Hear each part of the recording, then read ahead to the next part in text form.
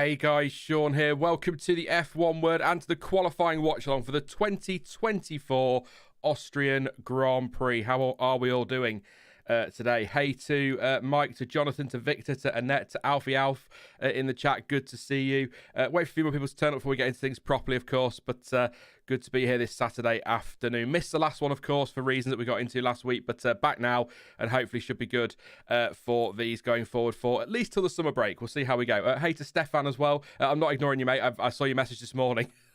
On Discord. We're not really good with messages on Discord, are we, mate? So I'll try my best to keep up with that one, but good to see you this afternoon as well. Yes, it's sprint weekend, so I'm a little bit thrown, despite the fact that we're pretty much back to normal now with qualifying this afternoon and the race proper tomorrow. But yeah, sprint race itself, not too bad. Let's kick off with that, actually. Max Verstappen took the win with Oscar Piastri in P2, Lando Norris P3, George Russell 4th with Carlos Sainz 5th. It was Hamilton 6th, Leclerc 7th, Perez in 8th, Magnussen 9th, Stroll 10th, Ocon, Gasly, Tsunoda, Ricciardo 14th, Alonso 15th, Sargeant 16th, Albon 17th, Bottas 18th, Nico Hulkenberg dropped to 19th with a post-race 10-second penalty, and Zhou Guanyu 20th. So points there for Verstappen, Piastri, Norris, Russell, Sainz, Hamilton, Leclerc, and Sergio Perez, of course. The actual sprint itself, I thought that the start of it was really good. I enjoyed that, watching the battling, but it kind of did what a lot of sprints do.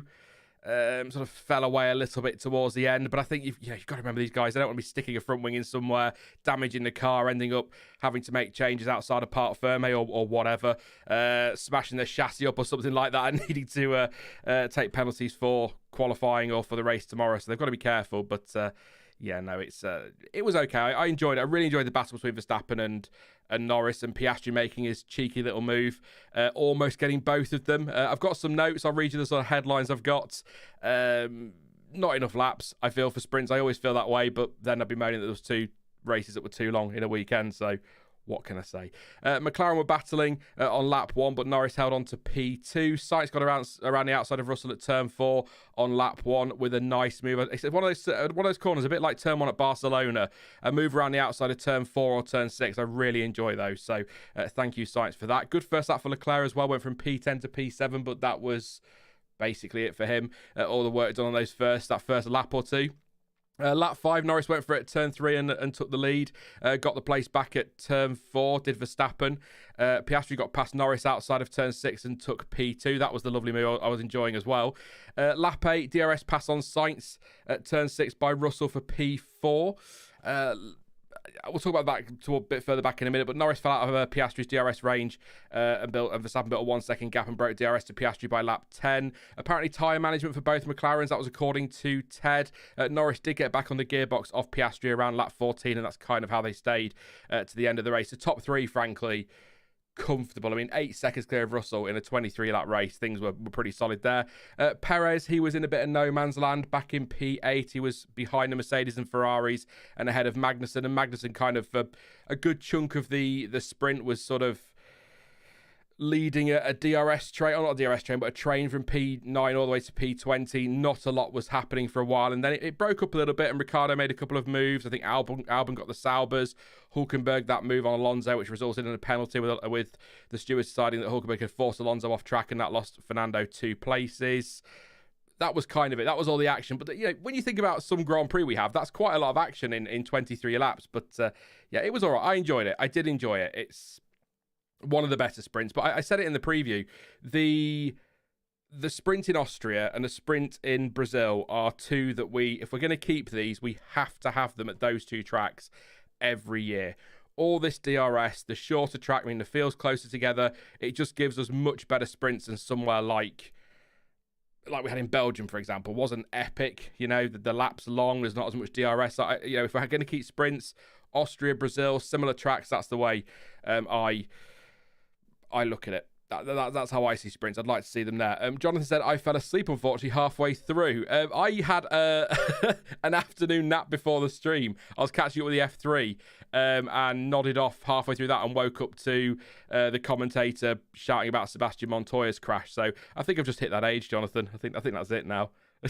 I just sleep on a Saturday afternoon. I've been up for a few hours, not really done an awful lot. So, time for a nap, make sure that we're okay, and then back to sleep. There you go. That's how I do things. Stefan says, I'm loving the European trip ahead. It means midnight races here in Oz, which is very watchable. Yeah, it's not always sociable for you guys over there, is it? At all. So, yeah, I suppose that's quite nice. And nice and quiet as well around that time of night. So, you know, you can enjoy it with no stress at all. Hey, John T. John said, this should be a great quali session. I agree. We'll get to quali in a second. I'm very much looking forward to this one. If yesterday's anything to go by, and indeed the sprint to a point as well. So I think we're going to get a good qualifying session here. And I backed Norris for pole on Thursday. We'll do some predictions in a bit, but I wouldn't be surprised if he's in the mix today. Let's put it that way. But I think Mercedes have got more pace than we've seen so far this weekend as well, which is good. I'm sure is good to hear for Mercedes fans, but that's just my read of it. CPB says, so the Joss Horner BS drama is kicking off again.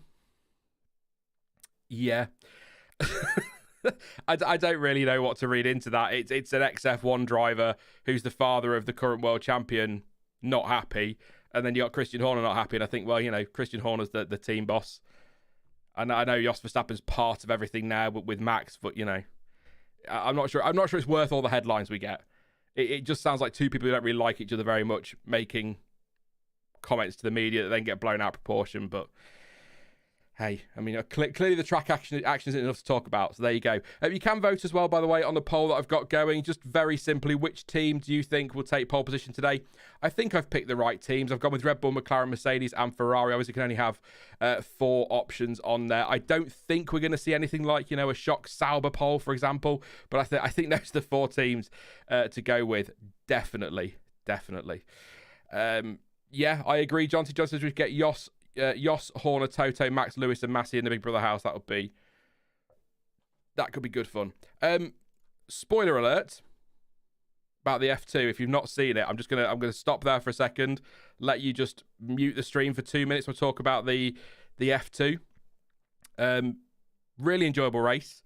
Great to see Ollie Behrman right back up there.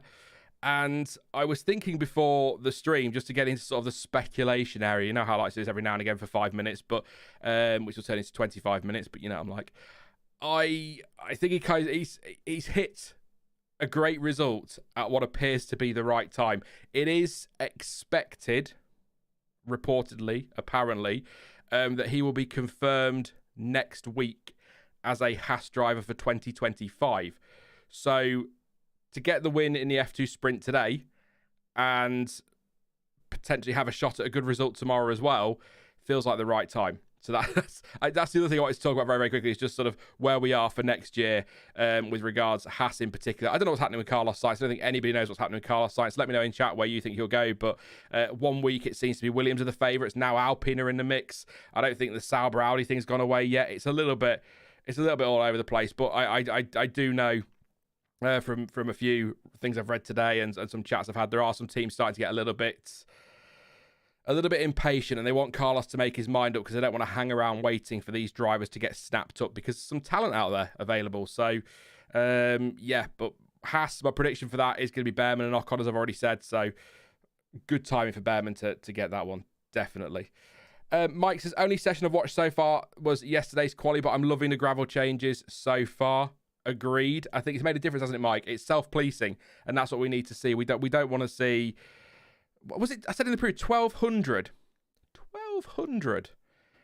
track limits violations or track limits investigations last year just in the race alone. And then that resulted in, I think, 80-something violations and more than 20 penalties. Ocon getting like half of those, but 20 penalties. I mean, we can't be doing that and waiting hours for a result to be declared because a team protests the result because they've seen other cars going off track and they haven't been penalised. And we can't be doing that every time we come to Austria and other tracks. I think this strip of gravel is the perfect deterrent, really. And exactly, John, see, all of a sudden, no one's going off track.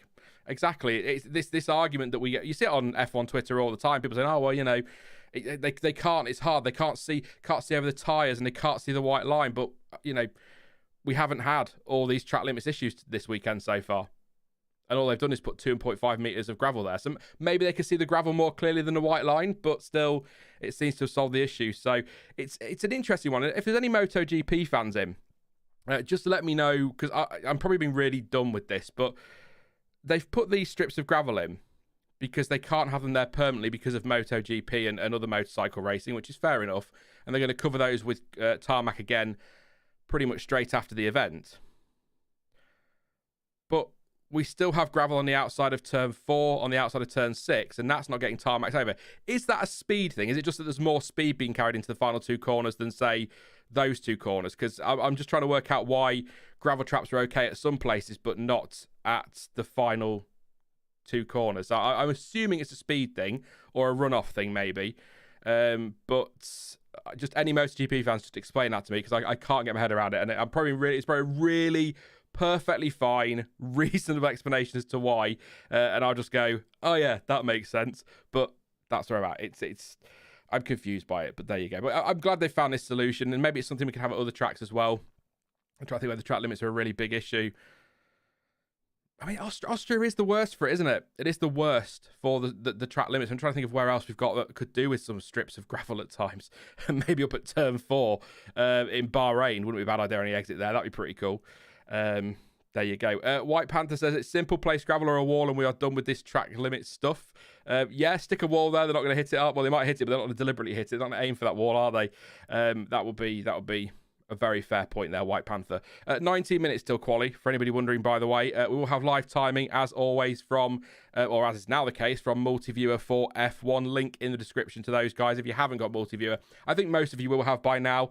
It's changed the way I watch races and sessions, and I think it's a lot of data. And it really helps as well when the timing tower goes down on TV. It's a great addition. It really, really is. So definitely check out Multiview for F1. It's not the stream's not sponsored or anything like that. I'm just giving them a shout out because they're letting me use their data. So I think that's only fair. So do go check them out, definitely. And please do drop a like on the stream as well. And don't forget to subscribe. Lots still to come this weekend. And of course, next week, with it being a British Grand Prix weekend, which is the week that Sean will be at his grumpiest because he can't go to Silverstone this year again. Because it's stupidly overpriced. And a lot of people go, well, no, you get lots of action and, for all the stuff that's there, I don't care. They can have all the action they want. I still can't afford it. So it doesn't change anything for me. So I will still be grumpy because I know a lot of people will be there. And I'll be thinking, oh, why can't I be there? But yeah, lots to come. Please do subscribe and drop a like on the stream as well. Don't forget to vote in the poll too. And we'll do some. It won't be commentary for the watch along. It'll just be some timing and updates and things like that, and we'll sit and chill, just nice and relaxed this afternoon. Let's do some questions about the sprint, the weekend as a whole, and the season as a whole as well, and what might happen next year for sort of the next 10 minutes or so. Best way to do these, I think, get us all nice and warmed up for the qualifying session that is on the horizon, second qualifying of the weekend. So anything you want to say in chat, I'll read lots of your messages. You can do super chats and things like that if you want to as well, but don't worry about that if that's not your thing. Jeremy says today's the day. Logan masterclass incoming. Just on Logan, Sargeant. Cracking weekend so far. Out qualified. Do we call it out qualified? Let's go with out sprint qualified. Alex Albon yesterday. Second time he's done that, and had a pretty okay race today. He did go backwards, in fairness, and I'm sort of now looking at the result thinking, well, actually his teammate started from the pit lane and was right on his backside over the line, so maybe not amazing, but clean, tidy weekend, good sprint qualifying. You can't really fault him there. Well clear of the Saubers too, pretty much. A couple of seconds up the road from Bottas, and I don't know what's going on with Zhou. Zhou was a long way off at the back of the pack. I've not seen anything that says that he had an issue, but yeah, he wasn't really in the battle today. So decent from Sargeant, but I would like, because I think we're all agreed that he's probably not going to be in F1 next year. So it would be nice if at some point between now and the end of the season he could proper out qualify Alex Albon, just so he doesn't have that that whitewash in Grand Prix qualifying. It'd be nice to see him do well. And I think IndyCar, I read somewhere, he was going to be racing next year, or he might be racing next year. So there you go. Not too bad. We'll see how he does today. White Panther says, I felt it for some time, but the sprint confirmed to me that Zhou is a disappointment. Yeah, Zhou hasn't progressed how I would have liked to have seen him, because I think his first season, last year, up against a massive experienced Valtteri Bottas, whole new thing to learn. I think he did okay. I don't think he was spectacular, but I think he did okay. And I was hoping this year he'd take a step forward. And whilst he's not that far off Bottas, I'll go find the numbers now. He's not too far off Bottas in terms of I'm going to wait till I've opened the stats before I say that next line, just in case I make a fool of myself, which is something I tend to do. I would have made a fool of myself. He is quite a way off. He's a tenth and half a second slower, just over half a second slower on average so far this season in proper qualifying on Bottas. So he is a well off there. But compared to last year, I think he was much closer last year. And then in his quali and race stats, he's averaging P18 in quali in a pretty poor car, P14 in the races, which is actually, by the way, a place better than Bottas, who's 15.5. Zhou is 14.5. Neither have scored any points, and in the qualifying battle, he is getting absolutely mullered. 10-0 overall, 9-0 in sessions. They've both set a lap. But in terms of finishing battle, they are level. 5-5 when they've both finished, 4-4 if... 5-5 overall, 4-4 if they're both finished. So I don't think it's too bad on race day, but qualifying doesn't seem to be it. But then, like you say, in the sprint today, he was a long way off. He was 53 seconds off the lead. Bottas was 46 seconds off the lead. That's quite a gap. But I didn't actually realise, to be fair, that qualifying average was quite as big as that. Half a second is a lot. It's not quite as much as, say, for example, the qualifying average between Verstappen and Perez, which is 0.6 of a second. But yeah, it's pretty big. And just actually, while I've got this up, just in terms of teammate battles, in terms of the gaps, the close ones to watch, Ocon and Gasly, 0.068 between them in Ocon's favour. Ferrari, 0.042 in Leclerc's favour. So it is very close. They are the close ones in qualifying. Actually, I think Lance Stroll, by the way, a couple of tenths slower than Fernando Alonso on average, is pretty decent in qualifying. So, of course, the McLarens as well, 0.07. That's got to be said. But I thought I'd mention that for the session. But yeah, I would have liked to have seen Zhou progress more this year, is kind of what I'm getting at. But he's not really done that, has he? And there's talk of Alpine, but maybe with Flavio Briatore coming in, the link now to Sainz, maybe that'll disappear. But it's all going to come down to what Sainz does. If he makes a decision to go to Williams, then maybe Zhou's got a shot at Alpine. If Sainz go to Alpine, I can't see Zhou ending. I mean, Zhou may stay where he is if they can't find anyone to fill that Audi seat. So we'll see. But yeah, just make a decision, Carlos, and step it up, Zhou, because he seems like a nice guy as well, which isn't really a measure of an F1 driver. Oh, but he's lovely. It doesn't really count, does it, for anything? So that's not very fair. But yeah, CPB says rules annoys me. Yeah, but rules are rules. I love how you say that annoys you, so I immediately just go and say it anyway. Oh, rules are rules really annoys me, Sean. Yeah, rules are rules, though, which is fair enough. Hey to Max. Max just tuning in. Good to see you, mate. Hope you're having a good Saturday.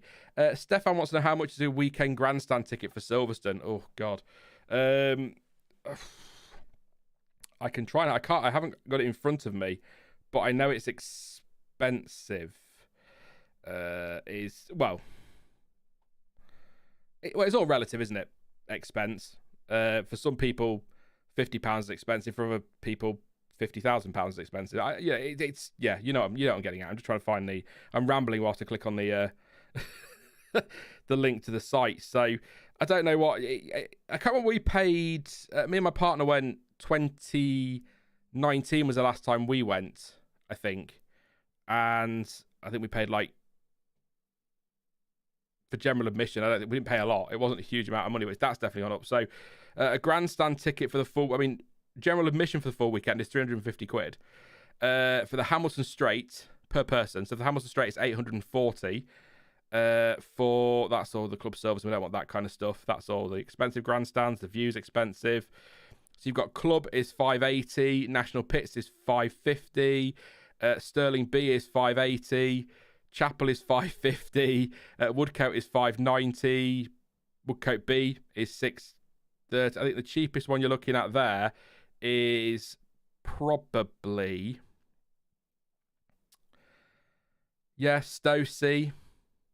But yeah, it's expensive, and it's just not something that I can do this year. So maybe in the future we shall see. Maybe I need to just join an F1 team and I can go for free. Because it's that easy. It's just that easy.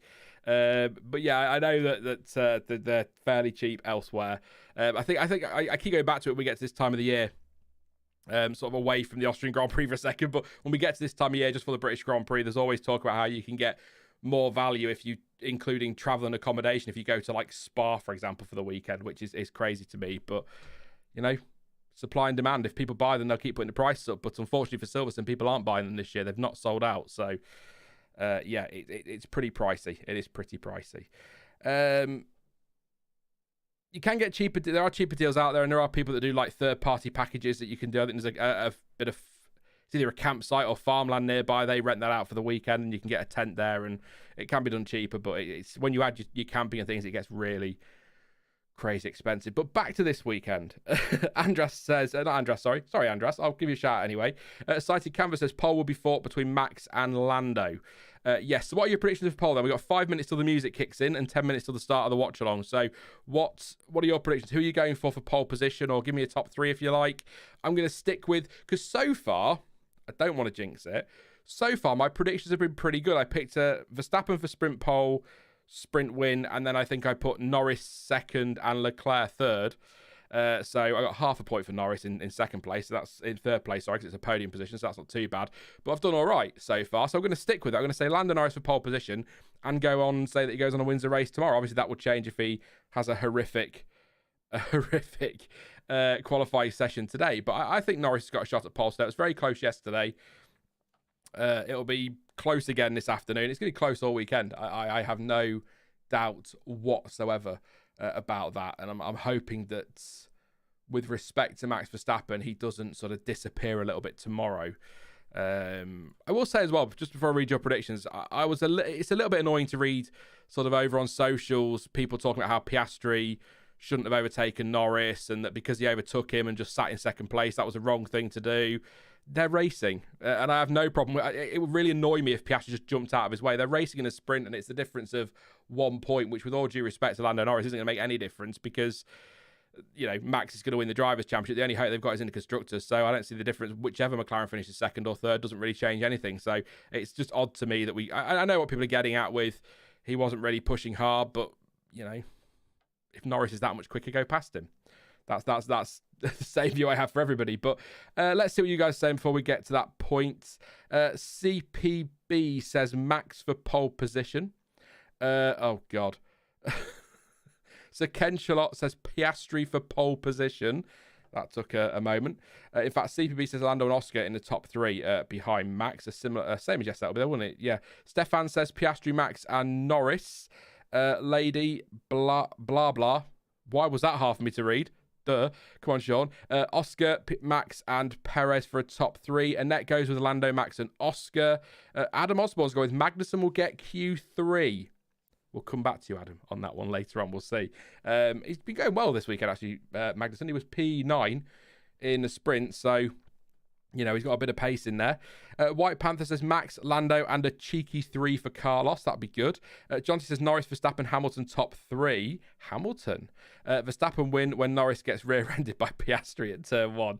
Jonty's on his bold predictions this weekend again. His dramatic ones as well. But Hamilton's an interesting pick. I did say earlier, I think that Mercedes have more pace than we've seen. Obviously, the mistake yesterday with the damage that affected his overall lap. So I think he could be in the mix. It could be a fair point.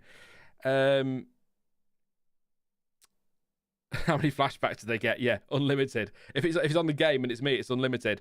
Joy Deep says Max, Lando, and Russell. And Null Context wants to know where the hell the timing graphics were for the last half of the sprint race. No idea. But like I say, I have multi-viewer open, so it kept me sort of involved in the race. But it's amazing how when you go back to when I was watching it in the 90s. Oh, here goes Grandad again. Hit the Hovis music. We're going again. But back in the 90s, we didn't have all these timing towers. So it felt like that again, but we've become so used to them that I just felt completely naked and lost without them. So there you go. Lewis will rest and Andrea and Kimi said he'll take his seat and he'll school Max because he is the chosen one, the second coming of Senna, the Neo, the Luke Skywalker to the Jedi, says CPB. You okay, CPB? Are you all right there? I don't know what I'm witnessing, but there you go. The graphics were weird. It was a weird moment, but it happens, doesn't it, sometimes? But we got them back for, like, the final 2 laps, so I guess that's something? Maybe? Perhaps? I'm going to be trying to read your messages whilst I prepare the live timing. So, as I've said many times, the old multitasking is not something Sean's particularly great at, so you're probably going to hear a little bit of ramble now about something about cheese or whatever will inevitably fall out of my mouth at some point, just while I get this all set up so I know what I'm doing, rather than panicking later on. John T says, you're so old, only 4 of us know what the Hovis music is. Yeah, I guess. It's, yeah. It's a while ago. People can Google it. They'll definitely find it somewhere. It's out there somewhere. But yeah, we'll have to get everything in position. I think we're nearly there, and I can go over to your screen. But the music is kicked in, which I can't play for copyright reasons. I have got a copyright disclaimer picture on the other page, and I love a pun, and I'm going to class it as a pun. Whether it is or not, you can decide. But we'll get there shortly. Why the 2 formation laps? That's a good point. So apparently photographers were out of position, effectively. They were considered to be in a dangerous position up at turn 1. So the FIA race control made the decision not to let the race start, which I think was the right thing to do. A lot of people will be annoyed at that, but I think that was the right thing to do. The last thing we need is any kind of crazy... You never know what's going to happen, dude. There's a lot of runoff there, but anything can happen, and I think that was the right thing to do. So, yeah. CPB says, I was just taking the mickey out of the other content creators, not you, for overhyping Kimi Antonelli as much as they are. Yeah. Yeah. I don't know with Antonelli. I don't know. He seems like he seems to have pace. He clearly, looking at his junior career, has talent and potential. And Mercedes obviously see that talent and potential. But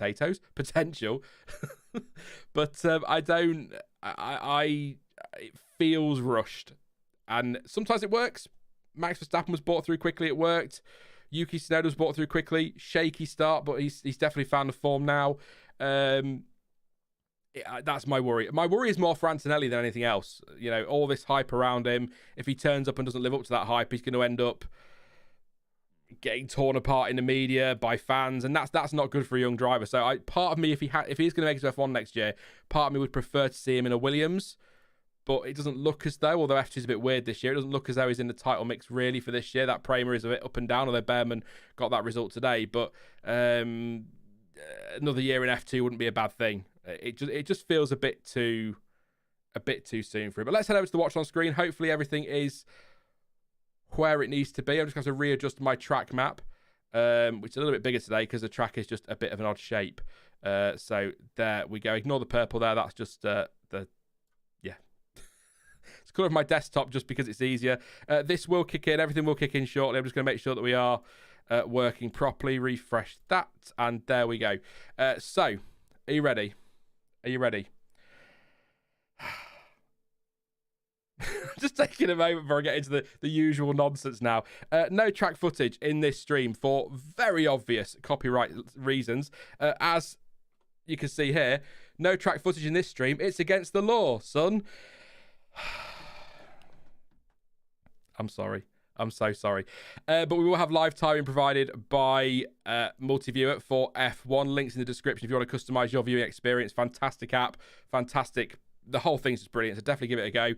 Track maps, data, all sorts, absolutely all sorts. So definitely go and check them out. You can follow me on social media. Don't forget to subscribe as well to the channel. Lots coming up this season, and drop a like on the stream as well. Be massively appreciated. I am, yeah. It's hard having that picture of Liam Lawson there. It's a terrible pun, but also, yeah.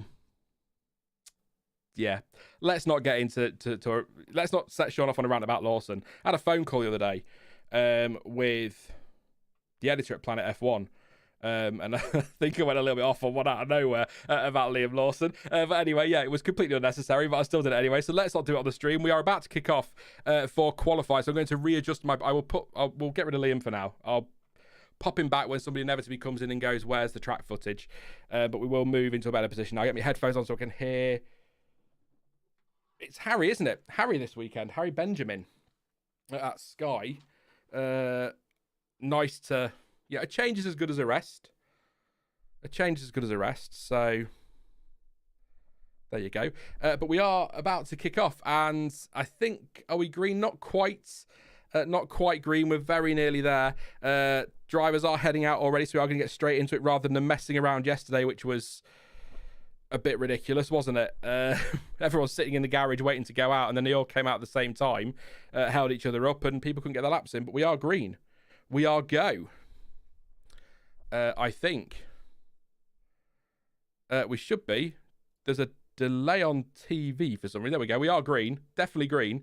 We're go for qualifying. CPB says, will Checo get knocked out if in Q2 again? It's really close. It is really close in the pack. It is possible. It is very, very possible. Because he's sort of at the back of that. Those sort of, he's 8th of the 8 cars, isn't he, really?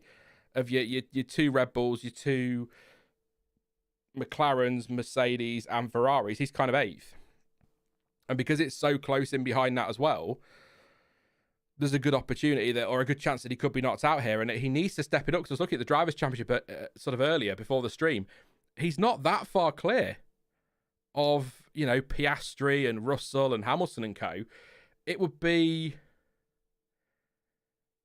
I think it'd be bonkers if he ended up being sort of 7th or 8th in the championship with Max Verstappen. I know that Max Verstappen's, this amazing talent, triple world champion, so comparing the two is crazy, but even in that car, even with it being close, you'd expect Perez to be doing better. And he's under threat, but we are here for qualifying, so we'll get into Perez's future if and when he inevitably messes up today. We'll see what happens. Hopefully not. I'd love to see him get a great result. You know how I feel about Checo, but Max Verstappen is coming round to start his first flying lap. Anybody new to F1, I'll just say it just to be fair. This isn't about fastest time. This isn't about pole position. It's about getting through this first session. Bottom 5 dropouts. Top 15 going through to Q2, then the top 10, and then of course we'll know who's going to be on pole position by the end of that as Max Verstappen moves up to turn 3, which is really turn 2. 7 corners on this track. Turn 1, turn 3, turn 4, turn 6, 7, 9 and 10 are really the only ones you need to think about. There are 7 corners. I know corners aren't necessarily to do with being actual corners as such.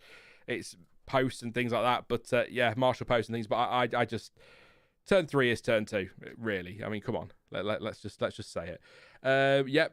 Perez quickest in the first sector, quicker than Verstappen actually, quicker than Verstappen. Verstappen obviously purple in the middle because he's the first one to do a lap, coming through into the final corner now. I probably can go obviously push harder later in the session, but a 106.054 for Verstappen. Perez wasn't purple in the middle sector. He comes across the line and does a 106.201. So Perez just quicker than Verstappen in the first sector, a 10th down in the third sector, and a 10th down in the middle sector. So second and third sectors is where Perez is losing his time. Sainz has gone purple in the first sector, so we're getting the times now. Here we go. Norris gone purple now, so this is just going to keep tumbling as they get their first laps in. Alonso moves into third. Gasly P4. Stroll only did a 107.0. Where's he lost that chunk? He lost quite a bit in the middle sector actually. 3/10 to Alonso.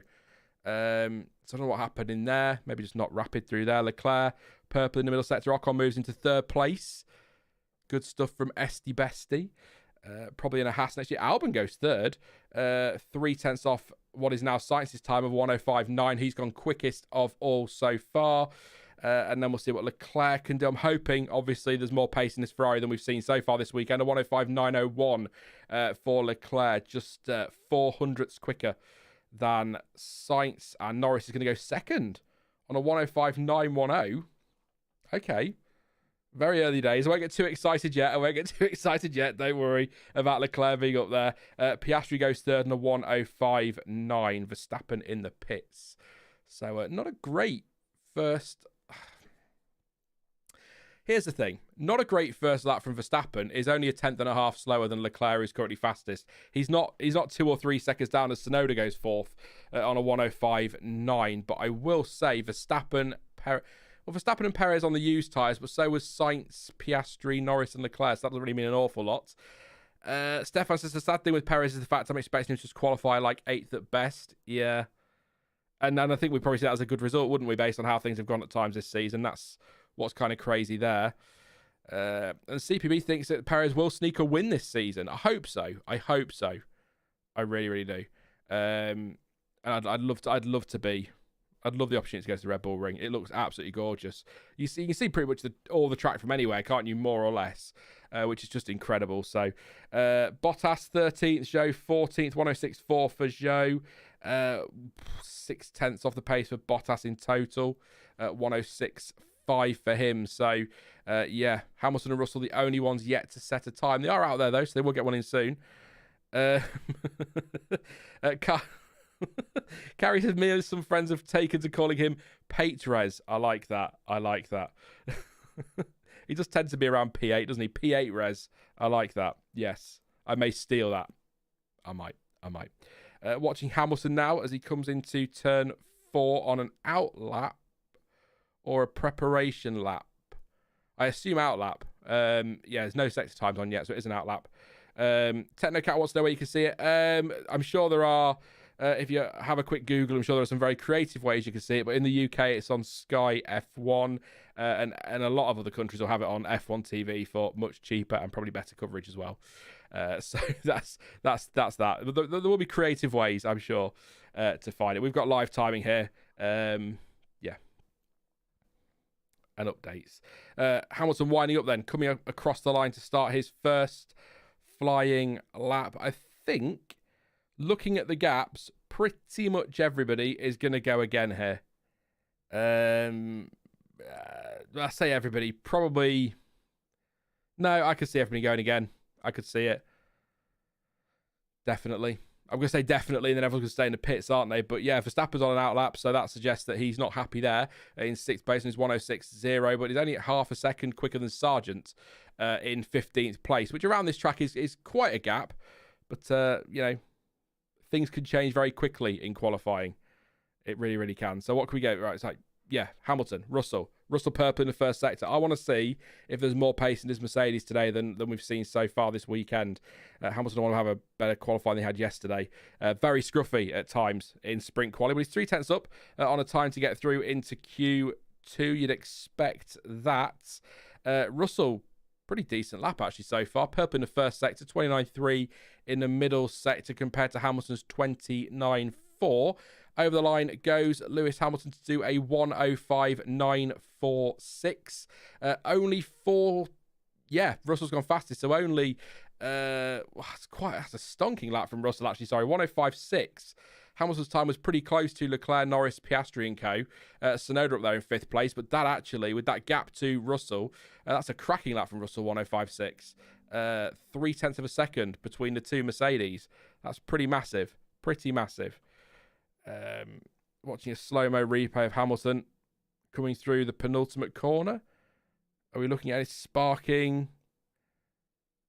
I don't know if we're watching anything specific here, so I'm just trying to keep an eye on it, but he's just sparking through there.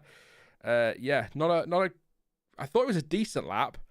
105.9 though is probably a bit more uncomfortable than you want it to be. But what's Verstappen going to do? Is he on an out lap or a flying lap? I assume now. 20.6 in the first sector. This looks like it's a flying lap, but it wasn't. Well, it's purple from Verstappen. I'm looking at Robert 16.4. Sorry, I was looking at Russell 16.4 for Verstappen. So used to looking at Verstappen at the top of the timesheets. I see top of the timesheets the purple time. I think that's Verstappen, but it's not. It's Russell. So it's a 16.3 from Sainz now. Purple 16.4 for Verstappen in the first sector. He's on the 29.3 in the middle sector. What is Perez doing? 16.5 and a 29.4. So he's a couple of tenths down on his teammate here over the lap so far. Verstappen comes through the final corner. Plenty left on the table there. Just don't really in that gravel just yet. Over the line, I guess he does go fastest. 105.3. Just shy-ish of 0.3 clear of George Russell. Perez goes over the line, goes third fastest. 105.6. Steady, Checo, you'll get a nosebleed. I'm joking, but that's about to change because Sainz has gone quickest on a 105.263. So pretty rapid there. What's Pierre Gasly doing as he comes through the final couple of corners? He's currently 19th at 16.5. 29.5, and over the line he goes for a P8 105.924. Not bad from Pierre at all. Leclerc over the line. Over 8 minutes to go. Just over 8 minutes to go. So plenty of time for people to get out there and get some more laps in. But at the moment, Sainz fastest from Verstappen, Leclerc, Russell and Perez. That is the top 5. 0.4 of a second actually separating the top 5. Alonso goes 6th on a 105.836. So good stuff from Fernando. I don't know where he's been this weekend, but it'd be great if he could pull it out here in qualifying. 105.6 for Ocon. That Alpine pace does, knock on wood, appear to be genuine as Stroll goes 13th. Norris is on an outlap. Piastri is out there as well. Now he's just starting his lap. He's got Stroll in turn 1 who should hop out the way quite easily. CPB said Russell is flying. It was a good lap from Russell, but it's been done now with Ricciardo going 7th. That's a good lap for him. Tsunoda drops to 12th place, by the way. Just looking at your conversations, really. See if there's anything going on in there. Trying to keep an eye on you whilst keeping an eye on this. Yeah, says track evolution seems crazy around here. It can be. We've had quite a lot of support action though today, so, and I've cut off a sprint as well, so maybe not as dramatic as some other tracks, but it will ramp up, I'd have thought.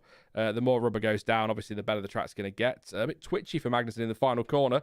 He goes over the line, P18 to P9, 105.827. Piastri purple in the middle sector. Sorry, Sean, skiing in Austria chat rules the day here. There you go. That's fine. That's fine. Skiing? Why skiing? Interesting. Never been skiing. I'd be terrible. I can't really rollerblade, let alone ski or skate. Yeah, no, that's not for me. Definitely not. I'd like, the snow, wicked. The actual skiing, probably not. Although there could be some funny videos for that. Someone's lost their time. Yuki Tsunoda has lost his time. Track limits at turn 6. So bad news for Yuki. He will have to go again. Hamilton's in the bottom 5 at the moment, but I'm just a bit concerned for Tsunoda there. He's going to need to charge up and go again. He has got time to pit for some more tyres if he needs them. 6 minutes to go. It's such a short lap here. You can get quite a few runs in. Hamilton locked up on his flying lap? Really wide at turn 3 on the exit with a lockup. So that's cost him time there. Possibly where some of that's gone, but he is down in 16th at the moment. Your bottom 5, Hamilton, Stroll, Hulkenberg, Sargeant, and Zhou Guan Yu. I'd love to visit Austria, CPB. Yeah. Skiing, not so much, but I'd love to go to Austria. But we'll have a big get together in Austria one year. Just do Austrian things and go and watch the race. I don't know what Austrian things are, but we'll just do Austrian things. Drink Red Bull and go to the Red Bull Ring, I assume. Do we think Aston would get rid of Stroll if Newey promised to join under that condition, says Stefan? Maybe, but I think I'd be surprised if he put that in as a condition. Stroll gets a lot of stick. Some of it's very fair, but he's not. As I said earlier, 0.2 to Alonso in qualifying on average this season. That's not bad when you think about who he's up against. I know Alonso's not on great form at the moment. The car's not very good either. But yeah, that's not terrible. So that seems to be enough for them. But Lando needs to do another one, please, from the team there. So Norris is going to go back out. So they're not comfortable on a 105.450. So if they're not comfortable on a 105.4, Verstappen's only on 105.336, Piastri 105.311, and even Sainz isn't that far clear. So we might actually have 20 cars going from the lap. We've definitely got Norris. We've got the Alpines going out, obviously. We've got a couple of Mercedes there as well. So, yeah, everyone's not comfortable here. This is how interesting. I knew it was going to be close. But it looks like used for Russell, used tyre, he's going out. But I just think if Norris wasn't comfortable, surely everyone's going to have to go. We've got 3.5 minutes to go, just coming up to. So this is going to get a bit hectic now. There could be traffic and all sorts here. And let's hope we don't get the ridiculous chaos we got yesterday. But at the moment, again, Hamilton, Stroll, Hulkenberg, Sargeant, and Zhou, the bottom 3. CPB says, talk to the locals about how great Niki Lauda was. That is definitely something you need to do in Austria. Talk about how great Niki Lauda is, or was, whilst drinking Red Bull at the Red Bull Ring. There you go. And eating hot dogs, apparently. 10-foot hot dogs. Sounds good to me. Let's all go to Austria. Let's go. I'm up for that one, definitely. Apologies there. Punching the microphone. Have to get a drink in a second.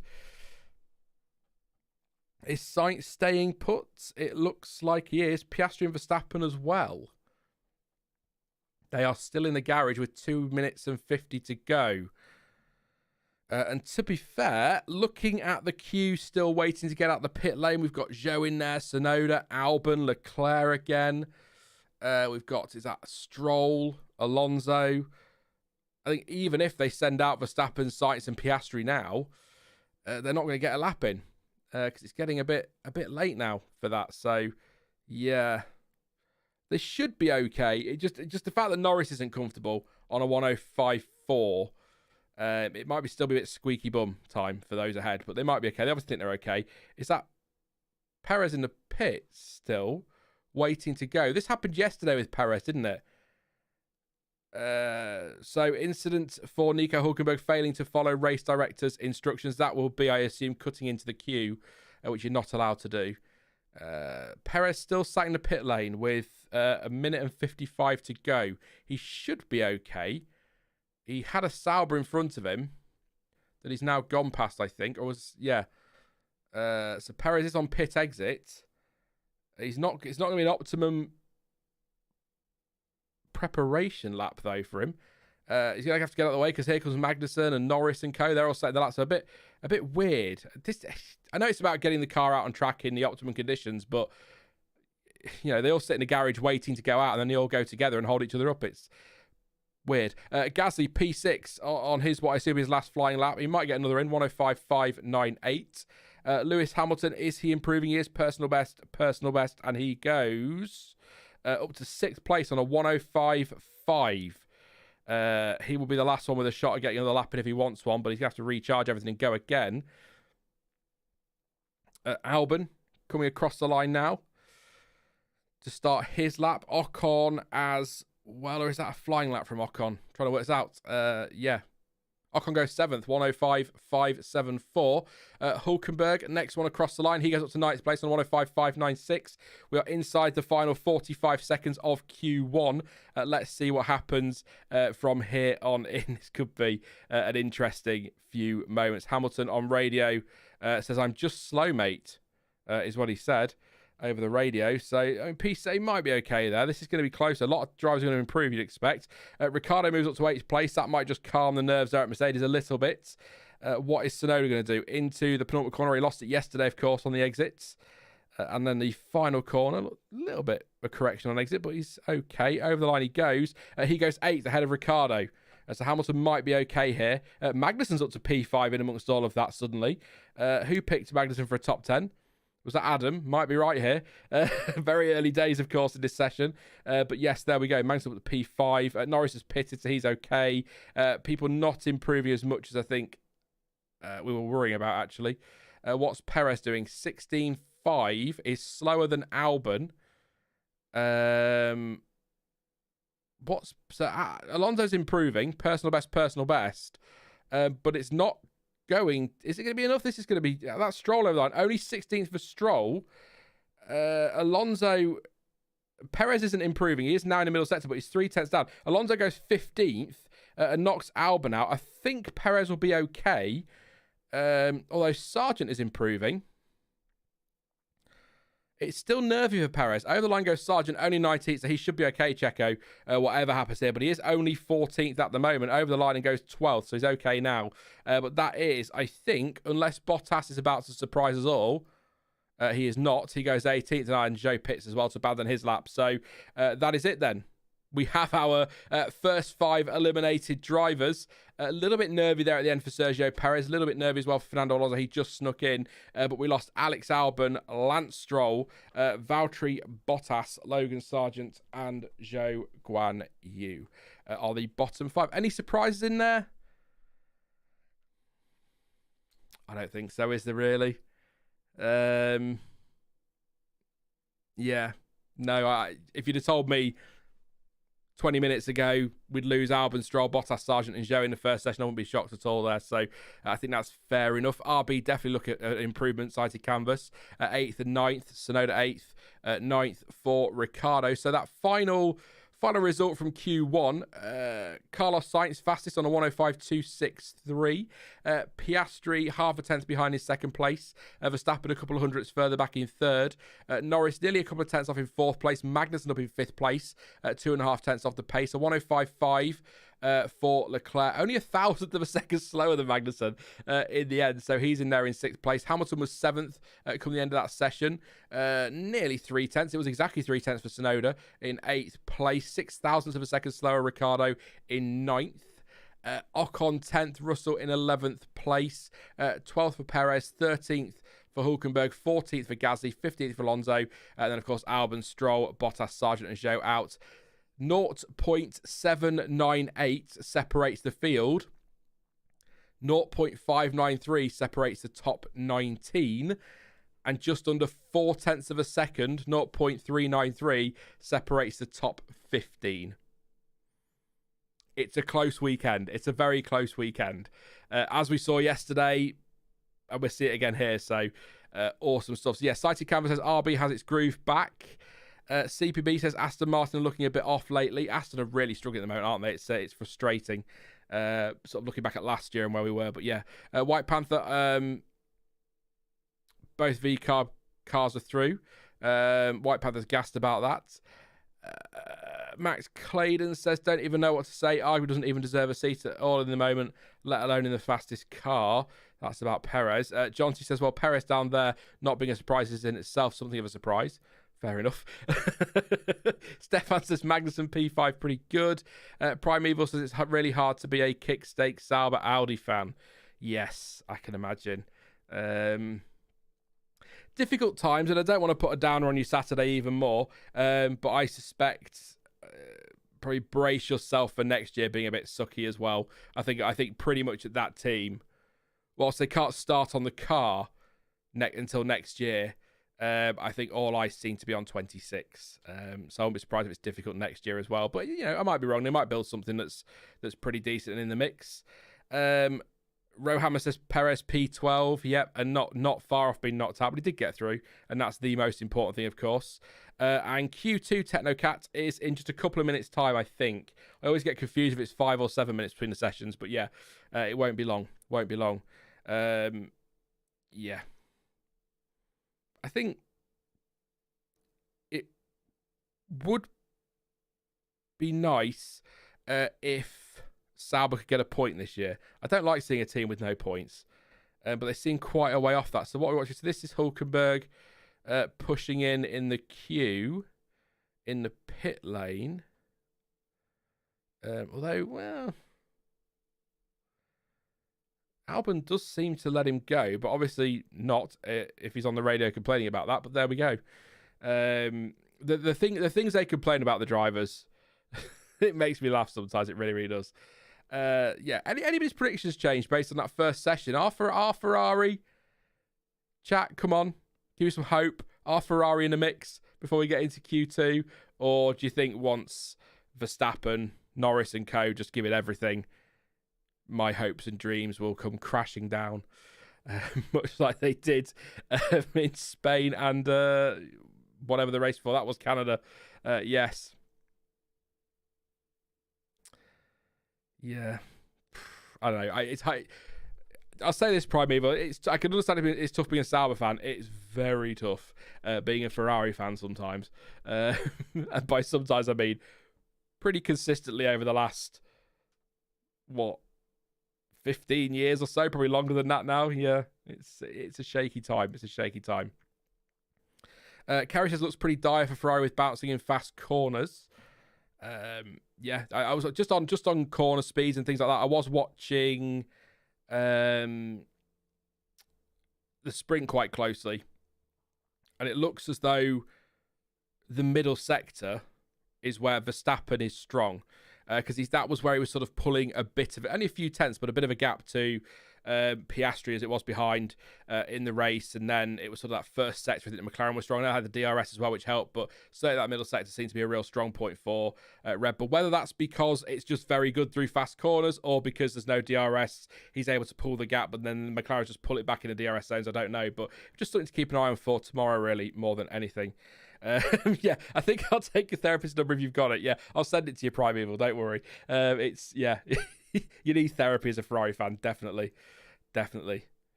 Did you support Ferrari when Alonso was racing for them? Question mark, says CPB.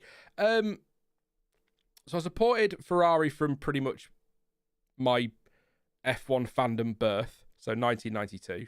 But I did support Benetton with Michael Schumacher, obviously, because he was the driver I supported. Stuck with Ferrari through Raikkonen, Massa in 2008.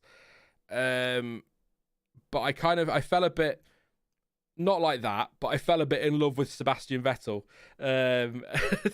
through sort of 2009-ish. So I still had a soft spot for Ferrari, but I was very much focused on hoping that he was going to win titles. And then, so probably not as much as I do now, or I did when Schumacher was there, but I still, when they did well, I was very happy. Definitely.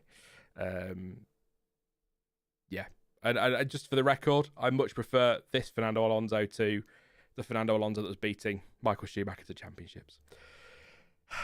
Yes. Anyway, we are underway in Q2. Sorry, that got me a bit sidetracked there. The history lesson from Sean. We are underway. Track trivia. True or false? Austria has the shortest track length on the F1 calendar. The answer is false. It is the shortest. Monaco is the shortest. Yeah, that's the thing. Austria isn't the shortest track of the calendar, but it's very short in terms of lap time. So it's a bit deceptive in that regard. But yeah, I don't know why they had to put track trivia on there. They just did. I asked the question and then answered it immediately. Yeah, Seb's move to Ferrari helped Max. Definitely. Just a very quick thing as well. The race reaction tomorrow. We will be live shortly after the race, as always, so please do subscribe for that and drop a like on the stream as well. 282 here, we've got 42 likes. Let's get that over 100. That'd be absolutely fantastic. It helps the channel with the old algorithm fights that it has all the time. It's a frustrating fight, but it'd be good. Just likes make all the difference. They're free, and they don't take much to do, so I'd appreciate that. Thank you very much. But yeah, no, just on the stream tomorrow, I'm not sure what time it'll be. I want to try and get live for 4:30. It all depends on if we get any safety cars, red flags or anything like that, because of course England are kicking off at 5, not that I care, but a lot of people are going to want to watch that, so although the stream will overlap with that, I prefer to go live a little bit before that rather than at exactly the same time. So just be aware, we'll be live as quickly as I can tomorrow. But I think most people watching the streams might want to watch it, but there'll be a lot of people who don't, so we'll not worry. I'm sure some of you will come back and watch it later. But Carlos Sainz, we're on board with his nose cone through turn 4. He is obviously purple in the first sector, 116.5. Leclerc 116.5 as well, 16.6 for Ocon, and a 16.5 for Gasly as Ocon goes fastest on 105.5. Gasly will be next, so they're going to be the first ones to get this one sorted. Over the line goes Pierre. Yes, he does with a 105.6, so close between the Alpines again, 0.075 between them. Sainz over the line now. Surely goes. He doesn't go fastest to 105.7. So Sainz slower than the Alpines. Here we go. What we're saying about them dumping on my dreams. Here goes Leclerc. Come on, Shelf. No, yes, he does. Sorry, yes, he does. 105.532. Half a tenth quicker than the Alpines. Important point to note, though. Alpine on nice, fresh, soft tyres. Ferrari on used soft tyres. So they'll find that time, I am sure, / I hope. Max Verstappen coming out on track. Monaco isn't the shortest ever used, though. No, it isn't.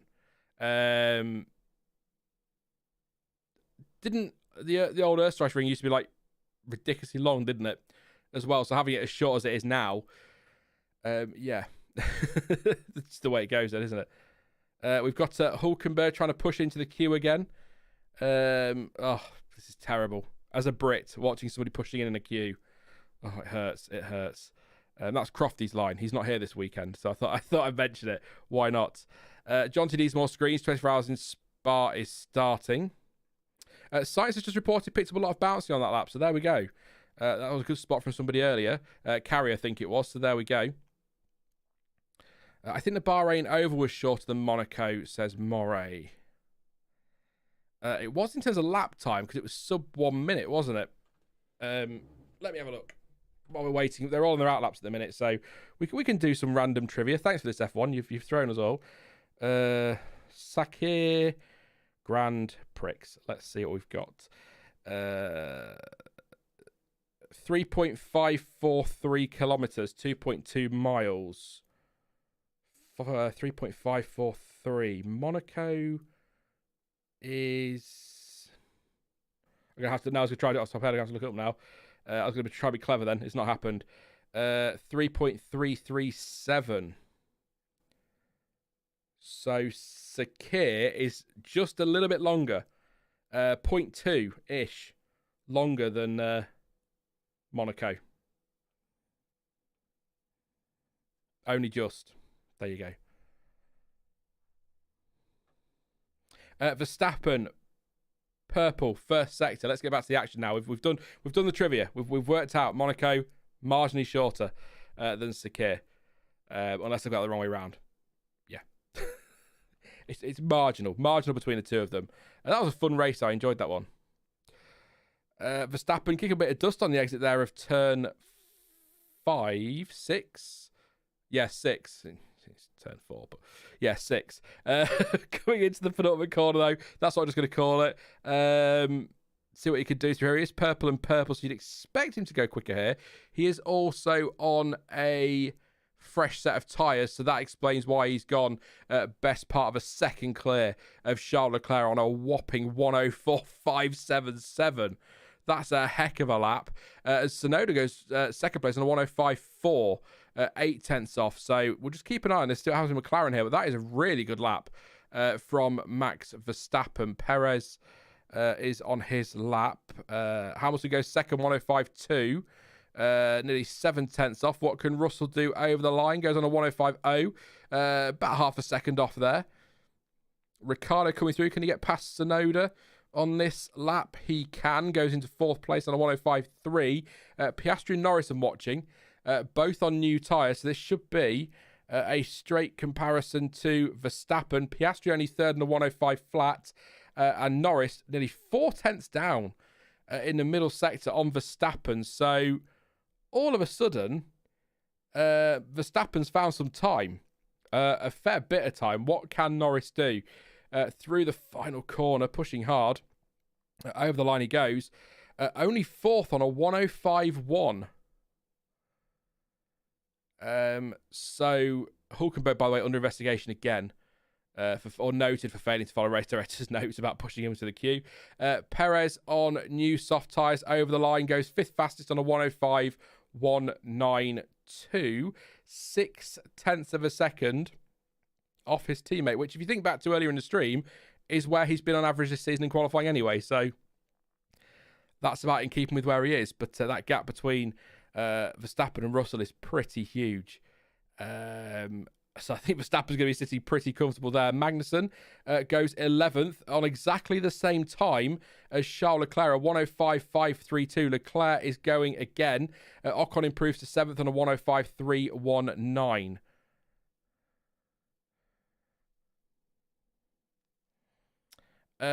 Is it Ziga? Says, hello from Slovenia. Hello, Ziga. Good to see you.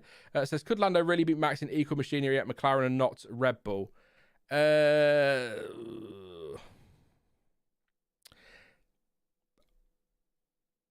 Identical cars completely. I'd still probably give Verstappen the edge. If Verstappen was to go to McLaren, though, which is very much Lando's team, there could be an argument for Norris beating him, but it'd be very close. Equally, though, if you put Norris in the Red Bull, he'd do better than Perez, but I don't think he would necessarily suddenly start beating Verstappen comfortably as Sainz goes second place, just because it's I'd love to be able to just pick drivers up and drop them in other cars to sort of test these theories, but obviously, you know, the Red Bull, very much Verstappen's team, very much his car. Anybody in that second seat is going to struggle, and you could argue the same at McLaren, although Piastri's doing a great job, so I don't know. But I think of the two at the minute, I still think Norris got a little bit to go before I start talking about him being quicker than Verstappen in equal cars, but there's not a lot in it.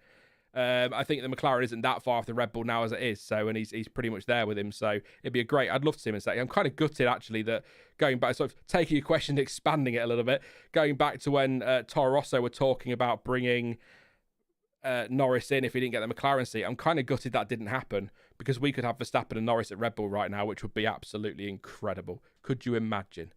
So if I could go back in time and make that happen, I would, but I can't, so I just have to pretend and imagine. But yeah, it'd be great fun. Aside from anything else, it'd be great fun. Definitely. Good question. Everyone hates Abu Dhabi because it's the last race of the season. The track itself isn't that bad. I hate Abu Dhabi because I think the racing's cack there. But there is definitely an element of sulking because it's the final race of the season. If it was, look at how many years that Australia, as Fernando nearly crashed at turn 7 and 10, went very, very wide through there. So he's okay. He's kept going. But yeah, Australia, Albert Park, used to get away with some really dull races because people were just really, really excited to see the first race of the season. So I think if you put Abu Dhabi at the start of the season, people's opinion might change a bit, but I just don't like. I don't think it gives us great racing. I prefer the turn 5 as it is now since the reprofile, but I think they should have left the other one alone, honestly. But yeah.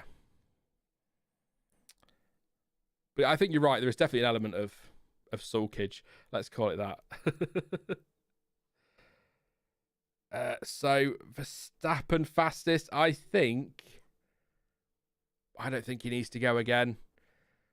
0.439, 4.5 tenths best part of, quicker than Sainz in second. We've got a second covering the top 15, by the way, just over, and just under a second covering the top 14. So this is we're watching Hulkenberg again causing trouble.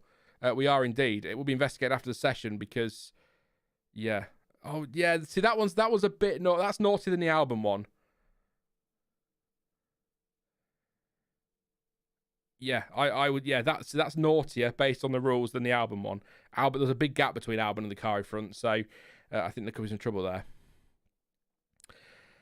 Moray says the problem with Abu Dhabi is they could have built literally anything and they built that abomination. Fair enough. I am going to end the poll, by the way, now, because I feel like we're cheating if you're voting on it now. You decided Red Bull would get pole, 57%, McLaren 28%, Mercedes 7%, and Ferrari in fourth place on 5%. We've got 3 minutes to go in Quali 2. Verstappen is going out, so obviously not totally comfortable there. Carrie says, let's hit the like button, people. It's still pretty low.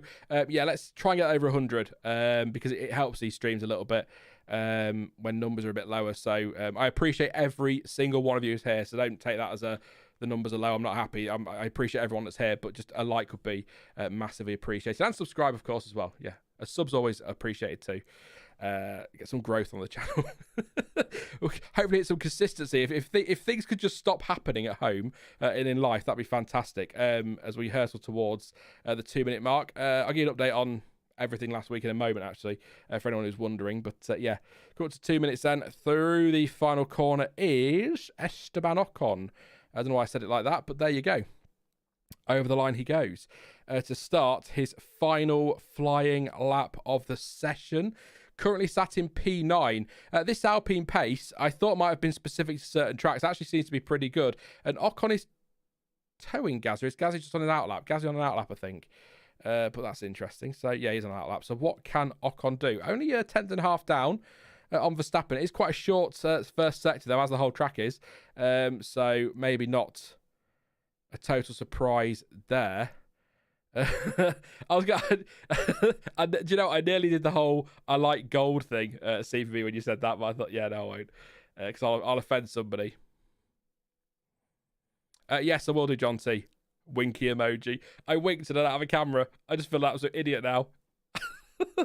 Kicking up some dust there, Ocon, through that super fast 7 and 8 at the exit of turn 7. He's going to come through. Is personal best and personal best is Ocon. Can he improve from his 105.319 over the line? He will go, and doesn't go anywhere, and doesn't improve. Oh, he does improve, sorry, 105.274. Just took a second to update there. So, yeah, no, just a slight improvement, but I don't think Is that going to be enough for Ocon? Hamilton goes third on a 105.053. Sainz did not go out. Verstappen did. Verstappen on a fresh set of tyres, so maybe getting them ready for the next session. But I say that. No, he's not at all. Verstappen's gone purple and purple, so Verstappen's flying again. Verstappen has more time on the table. Hulkenberg goes ninth.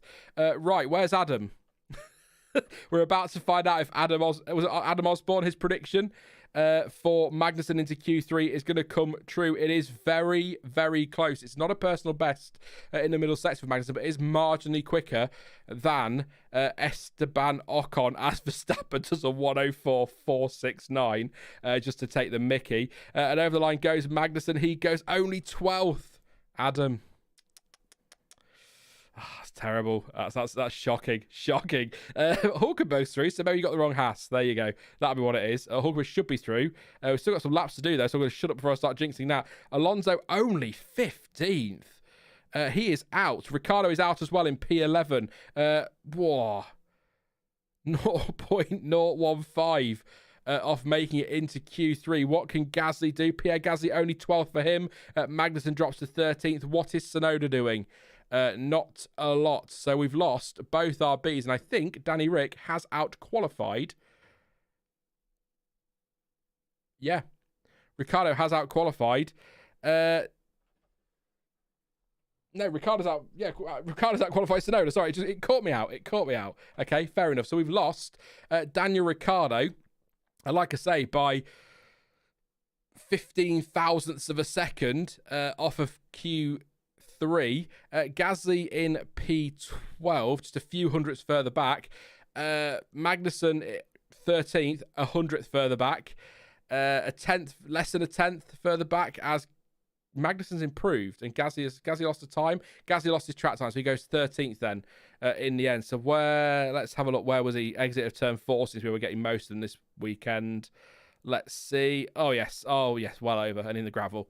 So Gasly drops to 13th. His lap time deleted, but that's only one place. It's not a destroyer's day.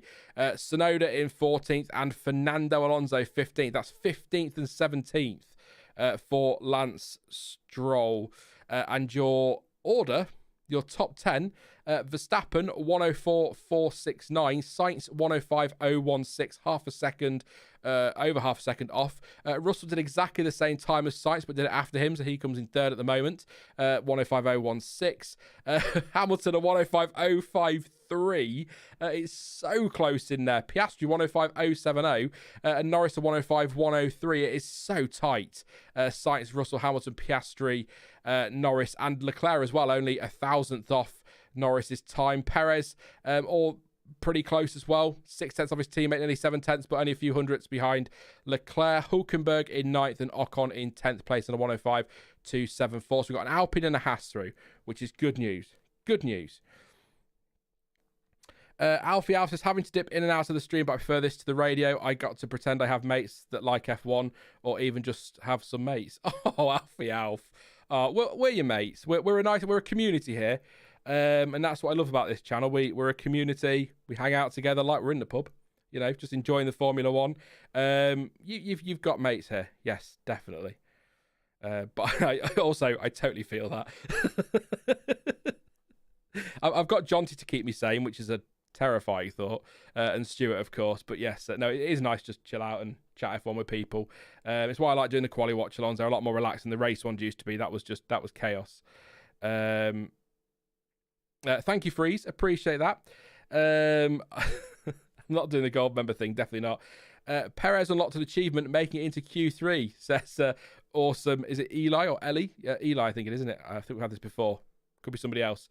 John says Sergio Perez in Q3 appearance shock. See, John's writing the headlines today. Definitely. Apparently we need some pub ambience background music. That'd be cool, wouldn't it? Although it depends. What do you want? Weatherspoons, which is just gonna be a lot of shouting and swearing and fighting, or a nice chill pub. I'll let you decide on that one. But yes, there you go. Q3 is coming up. The top 10 shootout, the one that really matters now for the pole position, of course. But Verstappen, if he puts a lap like that in Q3, it might all be over already. But I don't know if they've made changes. Of course, obviously, Parc Fermé now opens after the sprint race, so people can make tweaks. I don't know if there's been some changes to the car. I don't know, but that is a surprisingly quick time. I mean, I'll say surprisingly, just on how we've been this weekend. Not surprising that Max Verstappen is on for a potential pole in Austria. It'll be his 5th in a row. So there you go. I have seen the second half of Clockwork Orange, and now you've scared me. As the marshals are doing some sweeping and some leaf blowing of the gravel. So, not leaf blowing, is it? Be gravel blowing, I suppose. But yeah, no, they're clearing up after Gasly went wide. That's the downside to gravel, getting it on the racing line, but then it's all part of the game, isn't it? So, Morris says Perez is still closer to P15 than to P1. I was going to say, can we leave Perez alone? But I feel like, given recent weeks, it's fair game. Hopefully he'll find form. Hopefully, because as I keep saying, I don't think the Drivers' Championship is a fight this year. The Constructors is a genuine possibility that we're going to get a scrap there. We're watching Fernando Alonso on board. Anthony Davidson doing a little bit of his analysis as he does at the Sky Pad. What are we watching for? Is this his big moment? So he comes through at turn 7. No? Okay, I know what we're watching. We're just watching things. But a bit of analysis on Alonso. His lap was not great. A 105.639 down in 15th place. But yeah, Hulkenberg in trouble. I'm going to have a quick drink. I forgot to buy beer yet. I was going to have a beer today. But it's the old orange and mango again, which is very nice. But yeah. It's also over 10 degrees today, so I'm not happy. People seem genuinely surprised that I like 10 degrees. It's just how I function. I would much rather be absolutely freezing cold than... Anyway, let's not get into that. Let's not get into the weather talk, because there'll be an inevitable argument about how hot it is where you are and that we Brits need to shut up. But and that'll wind me up and it'll wind you up. So let's move on. Let's move on. Carrier's predicting P8 for Perez. So that's it then. Last predictions before we get to Q3. Who is getting pole position? I'm going to go... I kind of feel like I have to stick with Norris because that's who I picked on Thursday. But based on what we've seen so far in this session, it's very hard not to want to change that to Max Verstappen. Of course, Q2 doesn't set the grid. So, you know, Sainz could go out there and do a 104.4 as well. Norris could do it. I think... Looking at the timing screens, the McLaren's possibly... I'm not sure what run that was on, but maybe on the used tyres. Possibly. I punched the microphone again, sorry. Trying to work out what tyres they're on. Ocon happy that he snuck through. Yeah. So that could be where McLaren's pace has gone. That could be used tyres. If you know, by the way, in chat, feel free to let me know. We're working together on this one. Yes, we are. We'll get there. But we're just waiting for the start. I don't know if it was delayed ever so slightly for the gravel. There's nothing actually on the the feed from the FIA that says that. So I think we're just waiting patiently for the final session to get going. And it is 12 minutes. I wonder if we're all going to go for it straight away or whether... They're all going to sit there like they did yesterday and wait for the last few minutes. They look like they're getting ready, so hopefully we'll be straight to it today. We could do with that one. The pit exit is open. The session is live. Oh, we're ready. We are ready. I think we're ready. 12 minutes in Q3. I would expect 2 runs from most, perhaps... Your Ocons and your Hulkenbergs who may have had to use an extra set of tyres to get through may not. They might just do the 1 run on fresh tyres, maybe a run on some used tyres as well. Obviously, fewer tyres across a sprint weekend anyway, so they'll be careful with them. Strategy-wise, tomorrow, as Hulkenberg is going out, we'll see what he's on. But the strategy expected is multi-stop tomorrow. So, and that's likely to be mediums and hards. Maybe we'll get a soft run at the end, but last year Verstappen was the only one to run the softs in the race, I think, and it was 2 laps was the maximum number of laps that were done, and that was to get the fastest lap at the end. So, mediums and hards very much expected tomorrow. We'll see. Late safety cars could change that, of course, or safety cars at any point could change that. Hulkenberg and Ocon are on the used tyres. So there we go. Chris says, first time catching a live stream as I couldn't be bothered to put on the TV. The garden was much more appealing. Thank you for joining us, Chris. Good to see you. I hope you're having a good day. If you're sat in the garden, you're bound to be having a good day. I don't know where you are, but it's pretty nice here in Lincoln. A bit warm with the PC chugging air at me, but yeah, the garden would be appealing. But I'm next to a main road, so you wouldn't hear me. If I was out in the garden streaming, that'd be crazy. But yes, thank you for joining us. Perez has one or none fresh set of softs? Question mark from Freeze. He should have another fresh. He should have a fresh set, but I assume it'll only be one. Verstappen is out on track, as is Hulkenberg and Ocon. Sainz is out there now. Piastri as well. Norris at the end of the pit lane. We're starting to get some movement now. The Mercedes still sat in a garage for now. We'll see whether they may just be waiting for those guys to stop messing about at the end of the pit lane.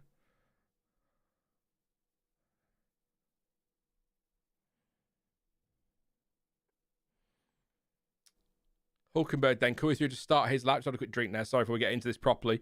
With 9.5 minutes, Hamilton now heading out. Russell will be. Oh, Hamilton's taken a load of the garage bits with him. Is it? Yeah, it's all right. It's gone. The jack, and there was some piping or tubing or something that came with him there. So don't know what was going on. Lewis. So I'll say who's on the used. So Hulkenberg, Ocon, Perez and Leclerc all on used tyres. New tyres, therefore, for Norris, Piastri, Hamilton, Russell, Verstappen and Sainz. I assume then one fresh set for Perez is the answer here.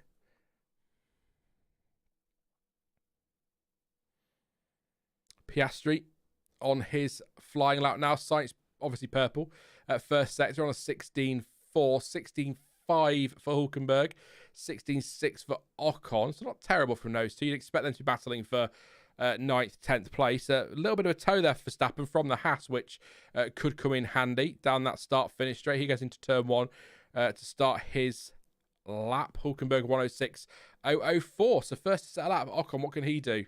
105.940. So Ocon just quicker than Hulkenberg. So that's their little fight.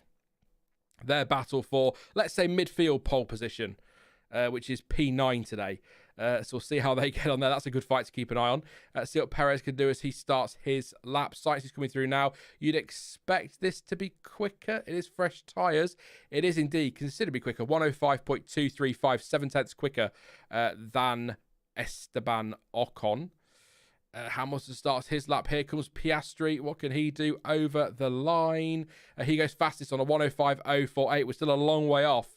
6/10 off what Verstappen did in Q2. So if he gets anywhere near that, he might be sitting pretty. Here he goes. Dust being kicked. So it's quite a dusty track, actually, this weekend. Definitely close to the gravel this time as he comes down the straight with a 104.426. Norris goes second on a 104.7. He's in the 104s. Hamilton's been noted for an unsafe release. That because of the jack and that got knocked over as he came out. What can Leclerc do over the line on a 105.044? So Norris into the 104s, but 3.5 tenths off Verstappen. Dave the Fish says might be P8 with Perez there. And Lewis says Sky saying no new softs with Perez. So there we go. I thought he'd have one set, but no, if Sky is saying he's not getting new sets, they'll have the information there. So thank you for that, Lewis. I appreciate that for confirming that for me. So no new softs for Perez. So expecting to be around P8 then, as Dave the Fish and you lot keep saying. So what can Russell do? He is on fresh tyres. Well, he goes third on a 104.9. So we've got Mercedes in the 104s as well. So it's sort of Verstappen, big gap, or pretty big gap. Norris, slight gap. And then Russell, Leclerc, Piastri, Hamilton, all pretty close in there. So, yes. That's at 104.4 is pretty much the same time that Verstappen did in Q2. So if he can go quicker again, I think he's looking pretty solid here. So they are going to investigate Hamilton for the unsafe release. Generally in qualifying, I'd assume that'll be like maybe a reprimand or a team fine or a warning. Yeah. CPB says Hulkenberg's one and only podium has to be a win. I agree. It'd just be perfect, wouldn't it? It'd be great if Nico Hulkenberg could win lots of races and lots of podiums, but it would just be. It would also feel like the most Nico Hulkenberg thing as well. Looking at his career, his only podium he ever gets is a win. That would be quite a lot of fun. Yeah, I quite enjoy that one. Everyone in the pits then, or Russell heading back to the pits, but yeah, they're all there now. So now they're gonna sit and wait for the time to tick down, then getting a massive strop and stressy later when they can't get out to get their laps in because they're waiting for everybody else. So there you go. But at the moment, Verstappen on actual pole, Ocon on what we're calling midfield pole today for no reason.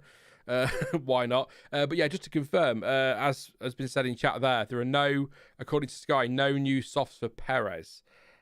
So it's going to be tough to see how he doesn't end up P8 here. If everybody else, which I'm assuming they do, has a fresh set of soft tyres, I'm not quite sure how he's going to improve enough to move ahead of Sainz, Hamilton and co. So Perez might be about where he is. He's got 4/10 over Ocon-ish, give or take a few hundredths. But I think would Ocon improve by 4/10 on a fresh set of softs? I'm not sure, but yeah, we'll see. We'll see. We're going to find out very, very soon. We don't have to panic. We're going to find out soon. I'll ask you one more time. I'll wait for them all to go out. You know what's coming. Why not?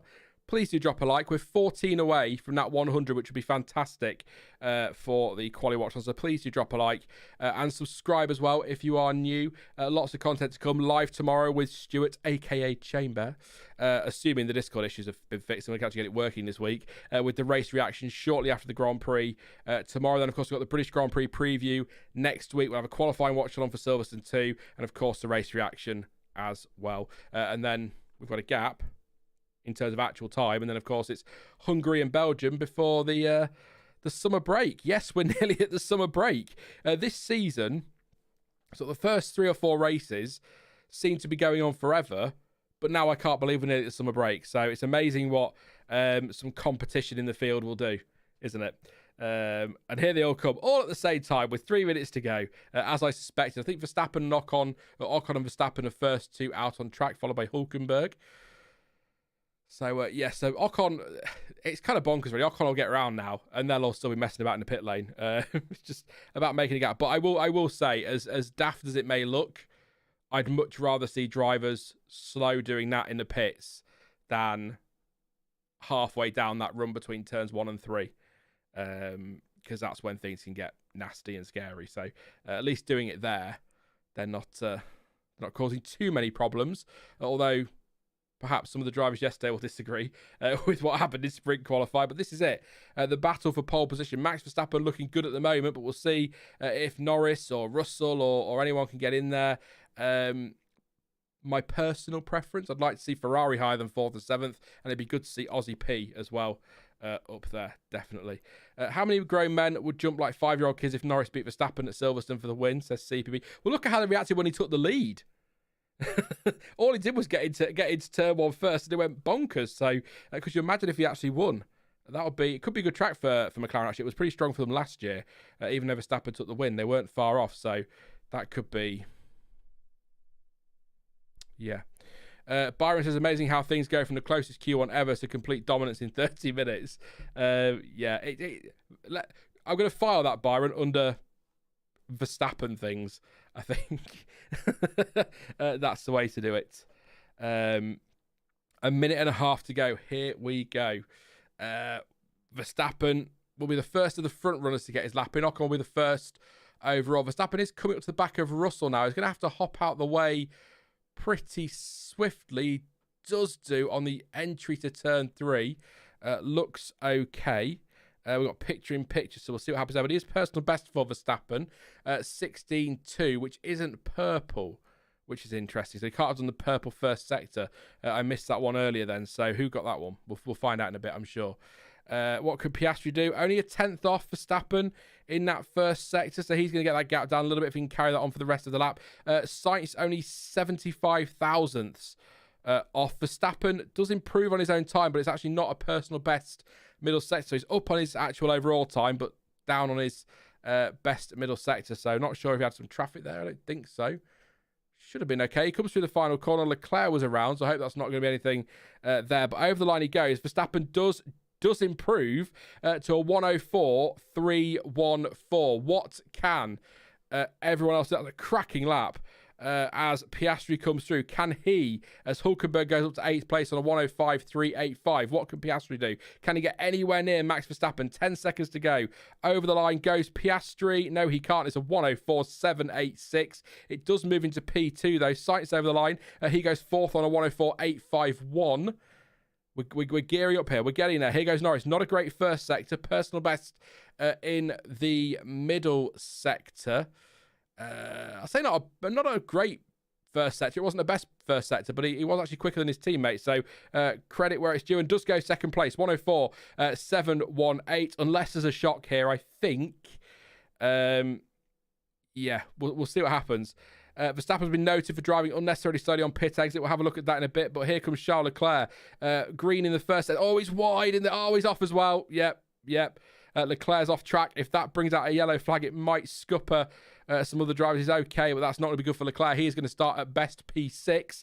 Here comes Lewis Hamilton through the final corner. Absolutely flat out through there. And Hamilton goes up to 5th place. George Russell, what can he do? Coming through here, yeah, Leclerc wide at the turn 9, isn't it? The penultimate corner. Sort of bounced across the grass there and off at turn 10. Russell goes P4. And that, I think, is what you'd call anticlimactic. Max Verstappen. I should have stuck with Max Verstappen. It was a prediction on Thursday, then I changed it to Norris like a fool. Max Verstappen on pole position again in Austria. Piastri's lost his lap time. Piastri's lap time deleted. He drops down to 7th place. So, 4 different constructors in the top 4. Verstappen on pole by a pretty comfortable 0.4 of a second. Very good, Moray. I see you. Norris, 2nd place, just ahead of Russell in 3rd. Sainz in 4th. Lewis Hamilton in 5th place. Charles Leclerc only 6th and 7/10 off Verstappen. Piastri was up in 3rd place, but his lap time was deleted, so he drops down to 7th, although... Leclerc's lap time's been deleted, but of course it has. He was very wide. He was wide anyway. Leclerc, watching the replay, was wide at turn 6 on the exit. So he's lost time there. Then he comes through turn 9. He gets a snap and goes wide over the gravel, over the grass. You said bouncy earlier. There you go. And that's the end of that for Leclerc, which is why he's P6. Piastri P7, like I say. Perez, well done, everybody. In 8th place, and as we said earlier, he is at the back of those top 4 teams, so 0.8 of a second off his teammate. I'm not making excuses, but he didn't have any fresh softs, but is the reason he had no fresh softs because he needed to choose more to get through because he wasn't quick enough in the first session. So, it all works out in the end, doesn't it? Swings and roundabouts, as they say. Hulkenberg did get that pole position for the midfield in 9th place with Esteban Ocon in 10th place. So there we go. Ricciardo 11th, Magnussen 12th, Gasly 13th, Tsunoda 14th, Alonso 15th, Albon 16th, Stroll 17th, Bottas 18th, Sargeant 19th, and Zhou in 20th. There you go. Yes, Maury, I'm going to read it because I think it's fair. It says anticlimactic. Here are the track limits for Piastri at turn 4. Just over. Not quite as as dramatic as Leclerc's, but yes, he was wide, which is why he's had his lap time deleted. But it is another Max Verstappen pot. Is that... I've forgotten how many that is for his career. Someone will tell me, I'm sure. But yeah, as someone said a moment ago, Byron said, amazing how you go from the closest Q1 ever to dominance in the space of 30 minutes. Good point. Says Lewis saying, I wonder if Leclerc might need his floor repairing. It's the bounce over as he came back onto the grass was quite dramatic. So I think that will be a definite, some sort of repair, definitely. And Technocat asked a little bit ago, who is my favourite driver? I don't have one standout favourite driver. I have a few.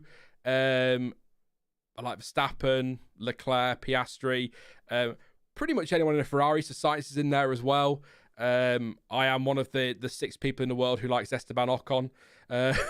Sorry, Gasly as well. But yeah, no, that's, I don't, not like my Schumacher days where I was, Schumacher was my hero and I was just a Schumacher fan. It's not that quite to that point, but yeah, that's where I'm at. That's where I'm at with my drivers at the minute. Could all change. You never know. People annoy me very quickly, so that could be what happens. We're 1 like away from 100 likes. Come on. If you haven't liked it, Johnson, that's you. I'll be furious. I'll be so mad. I'm fairly sure you have, Johnson, but there you go. We'll run through the order in just a second. Just having a quick look to see if there's anything interesting on Twitter, see if any teams will give us any info. I'd be very surprised. We've only just finished the session, so we'll see. But yeah, Verstappen has been noted has been noted for driving unnecessarily slowly. The stewards are also investigating Russell for failing to follow the race director's instructions on maximum delta time, so nothing will happen there. So no point even mentioning it, really, is there? Yeah, so we'll see if anything happens there with Verstappen, but I'd be surprised. We've had this before, haven't we, with people driving slowly in the pits and nothing happening. So I can't imagine it was any slower than anybody else was in there. So there we go. So I've just seen Stewart's thread, Chambers' thread. 23 hours ago said Perez. 45 minutes ago said Perez. 20 seconds ago said Perez. So there you go. So yeah, Leclerc wide, that cost him big time there. But I'm just trying to see if there's anything on Twitter that might say whether they made some changes that have given him that advantage, or if McLaren made some changes which went the other way. I will say, if you're listening to Sky or anything, or the F1 coverage, and they've got any info, feel free to pop it in chat. I can't go silent for 10 minutes and listen to these and then give you the info, because that's stupid. Because yeah. So let me know if there's anything that I've missed. But I'm just wondering if there would be any. Is that That's not F1 related. Don't worry. I'm just So I'm just wondering. It might just be conditions, Red Bull's form at the Red Bull Ring, Verstappen being good at the Red Bull Ring. That's probably all it is. But they may have gone a different way, McLaren, or Red Bull might have made a change that has given them that advantage. But that's quite a chunk of time when you consider Q1, you consider where we were after practice, after sprint quali, the sprint itself. That's a chunk. But then at the same time, Verstappen was pretty well up the road, and the sprint wasn't in the end. So there we go. But yeah, I just have a quick swig of drink, and then I'm going to run through. I basically need to pause for about 2 seconds for my timestamp later. It's all very exciting, I know. So it's Max Verstappen on pole position for the Austrian Grand Prix. We're in Austria. There we go. On a 104.3, pretty comfortable in the end. 4/10 clear of Lando Norris. George Russell in 3rd place with Carlos Sainz 4th and Lewis Hamilton in 5th. Charles Leclerc 6th. Oscar Piastri, not Sergio Piastri. Oscar Piastri in 7th place. His lap time was deleted. Leclerc in 6th, by the way, made a mistake.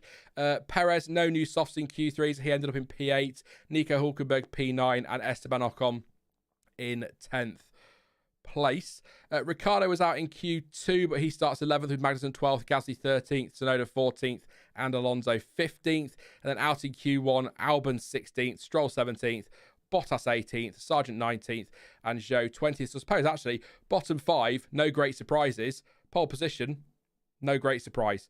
If you've got any points, any questions, anything you want to say, anything you want me to talk about from qualifying or the rest of the weekend, or look ahead to tomorrow, let me know. We'll stay live for another 20 minutes, just to sort of do some questions and some chat and see how we go.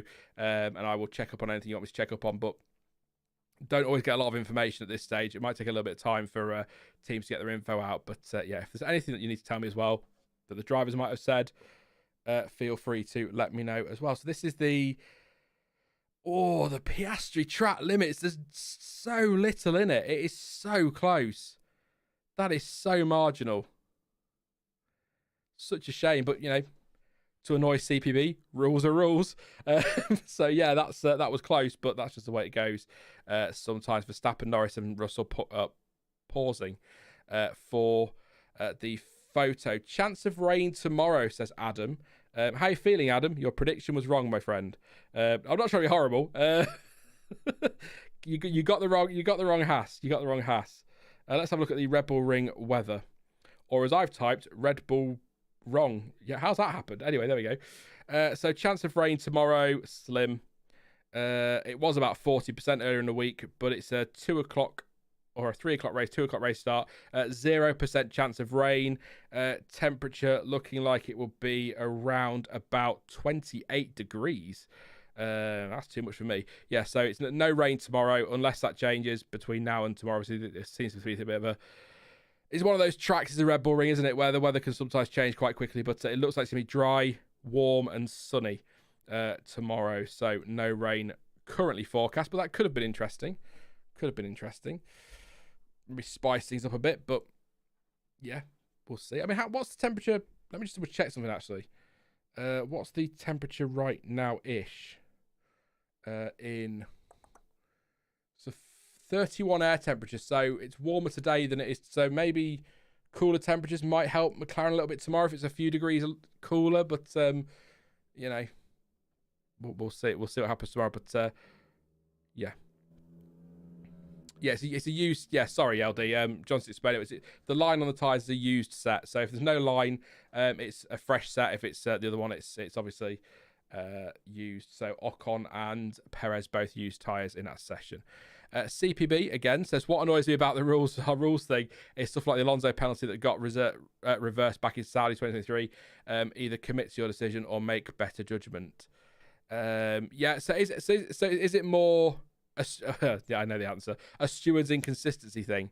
If rules are rules, then you stick to the rules, and if you make changes, then rules clearly aren't rules. So it's a steward inconsistency thing, which I completely agree with, definitely. What's happened to Piastri since Monaco, says Moray? He finished second this morning in the sprint, so he's still got pace. Maybe the tracks didn't suit him. Maybe. I don't know, but he's still up there and in the mix. It's just his lap time got deleted. Had his lap time not been deleted, I think he would have been.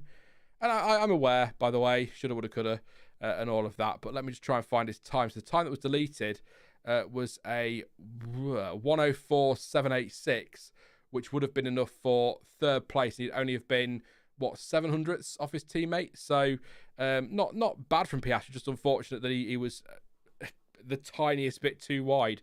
I say unfortunate, that was his doing, wasn't it? But you know what I mean. Yeah. Did they decide on the Hamilton unsafe release? Not that I've seen, Byron. I can have a look super quickly if I can get my mouse to work. There we go. Nothing yet. That'll take a while. And I would assume, again, that's probably going to be some sort of fine or warning. They will investigate Verstappen after the session, so now, for driving unnecessarily slowly, but I haven't seen a replay of that, so I don't know how slow that is. We'll keep an eye on that. If anything comes through while we're live, I'll talk about it. If not, then obviously check out your socials. It'll all be on there for sure. Chris Marks says P2 and P7 then, sort of okay with that. Yeah, again, Piastri, the lap time deleted, he would have been third, but I think the pace in that McLaren we saw this morning and we've seen over the weekend and in recent race, I think Piastri can come back from there. A podium might be tough, but he has got some good speed. So maybe he's one to watch tomorrow. He could make things really interesting back there. So I want to see the pit lane thing. They're going to show the pole lap first, but I want to see why he's getting a tick, whether he's going to get a ticking off or not for this one. But yeah, I'm just surprised by the gap as well. Bigging this up as a really close session, and then there you go. Johnson Stewart, inconsistency, like a genuine lockup with zero contact, being 10 seconds and 2 penalty points, but using your car as a weapon is just a reprimand. Yeah. Let's not get into that. I'll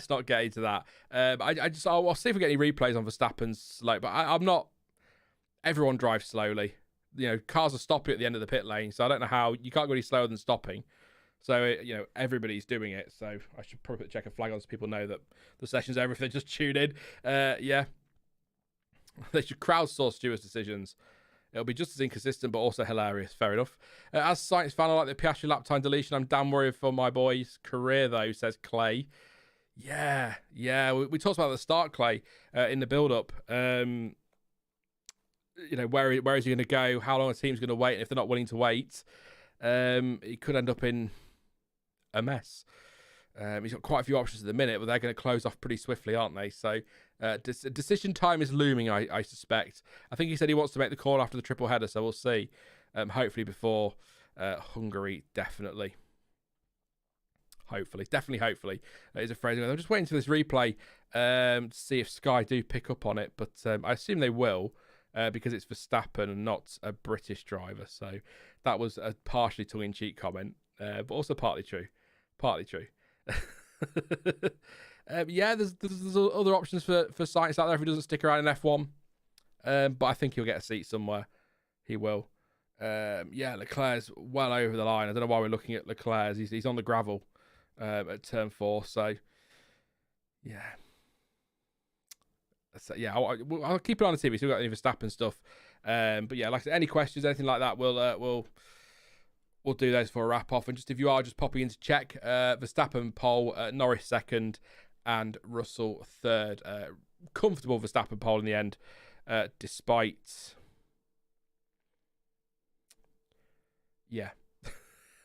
Despite what looked like a close weekend. Good point with the lap deletion. I'm fine with the pace, but the Instagram fighting earlier almost drove me to deleting the app. Don't argue on. Yeah, I could probably Twitter. I get points where I could delete about 7 times a day. Quite happily delete that. If it wasn't for keeping in touch with people, I probably would have by now. But there you go. No point arguing on socials. I've learned that in my time as a YouTuber, if that's what you're calling me. Just no point. There's just no point. There are some. Oh, what was? I'll slightly phrase it differently, but as Sheldon would say, people be crazy. Slightly different phrase. If you've seen the Big Bang Theory, you'll know the actual phrase, but there you go. They should decide penalties with a driver of the day vote, says Moray. Good to see you, Clay. Thank you very much. Hopefully see you tomorrow. Drop a like before you go. You know the rules, Clay. I was going to say I don't make them, but I do. Rallying will be an option for Sainz, possibly. Yeah, that could be an option. Following his father's footsteps a bit, that'd be quite cool. He's flirted with the idea quite a bit. As I'm watching Piastri now with his track limiting, this is so close. Closer than Leclerc. Does he touch the gravel as well? Oh, just about, but it's so tight. Very unfortunate, but yeah, no, he's definitely over, but it is so close for Piastri. So Piastri and Leclerc both getting lap times deleted, which is why they are where they are. Leclerc would have been there anyway because he was so wide out of turn 9 and 10. But yeah, the off-board is definitely better one. Yeah, he's kicking up some gravel as well. So generally speaking, if you see gravel being kicked off, they've probably broken track limits. So hopefully, I'm hoping now Ant Davidson is going to go to the pit lane and show us this Verstappen thing, because I feel like that's something we should be having a look at. Although again, a bit like the driving or ignoring the or not respecting the, whatever phrase they use, maximum delta time, kind of a pointless penalty really, or pointless investigating because they won't do anything. So I couldn't get through the first 10 comments without wanting to be unwell again. I never comment or on there, just read. Yeah, best way to be, Chris. Best way to be. I won't repeat. It's my point on that stands with socials. It's a bit weird. FE fan boost, but for penalties, Jonty gets 8k phone bill. Yeah, true. Moray can see sights in MotoGP. I'd be surprised. Could be fun. Could be a lot of fun. I quite enjoy that one. Anything relevant, to the session, whilst I keep an eye out for this Verstappen replay if we get it, and then we'll wrap up the stream for the day. I don't want it to be more than 2 hours. Not a massive audience, so we don't want to be keeping you too long. Well, that is nice to chat to you all. Having a nice time as always. I'm definitely going to get a beer for Silverstone. So only one though, because you don't want drunk Sean. Maybe one day we'll do an after hours stream. I keep threatening it, but that could be, Christ, that'd be terrifying. But yeah, Piastri marginally over the line, Leclerc comfortably over the lines, and that's why they are where they are. And I don't know. What are we thinking for tomorrow then in terms of the result? Are we thinking trying to take into account the sprint. Obviously, it's going to be a bit cooler tomorrow by a couple of degrees, but looking at the sprint, are we thinking it'll be closer tomorrow than it was today? Maybe. I think Verstappen versus Norris for the win is probably what we're looking at.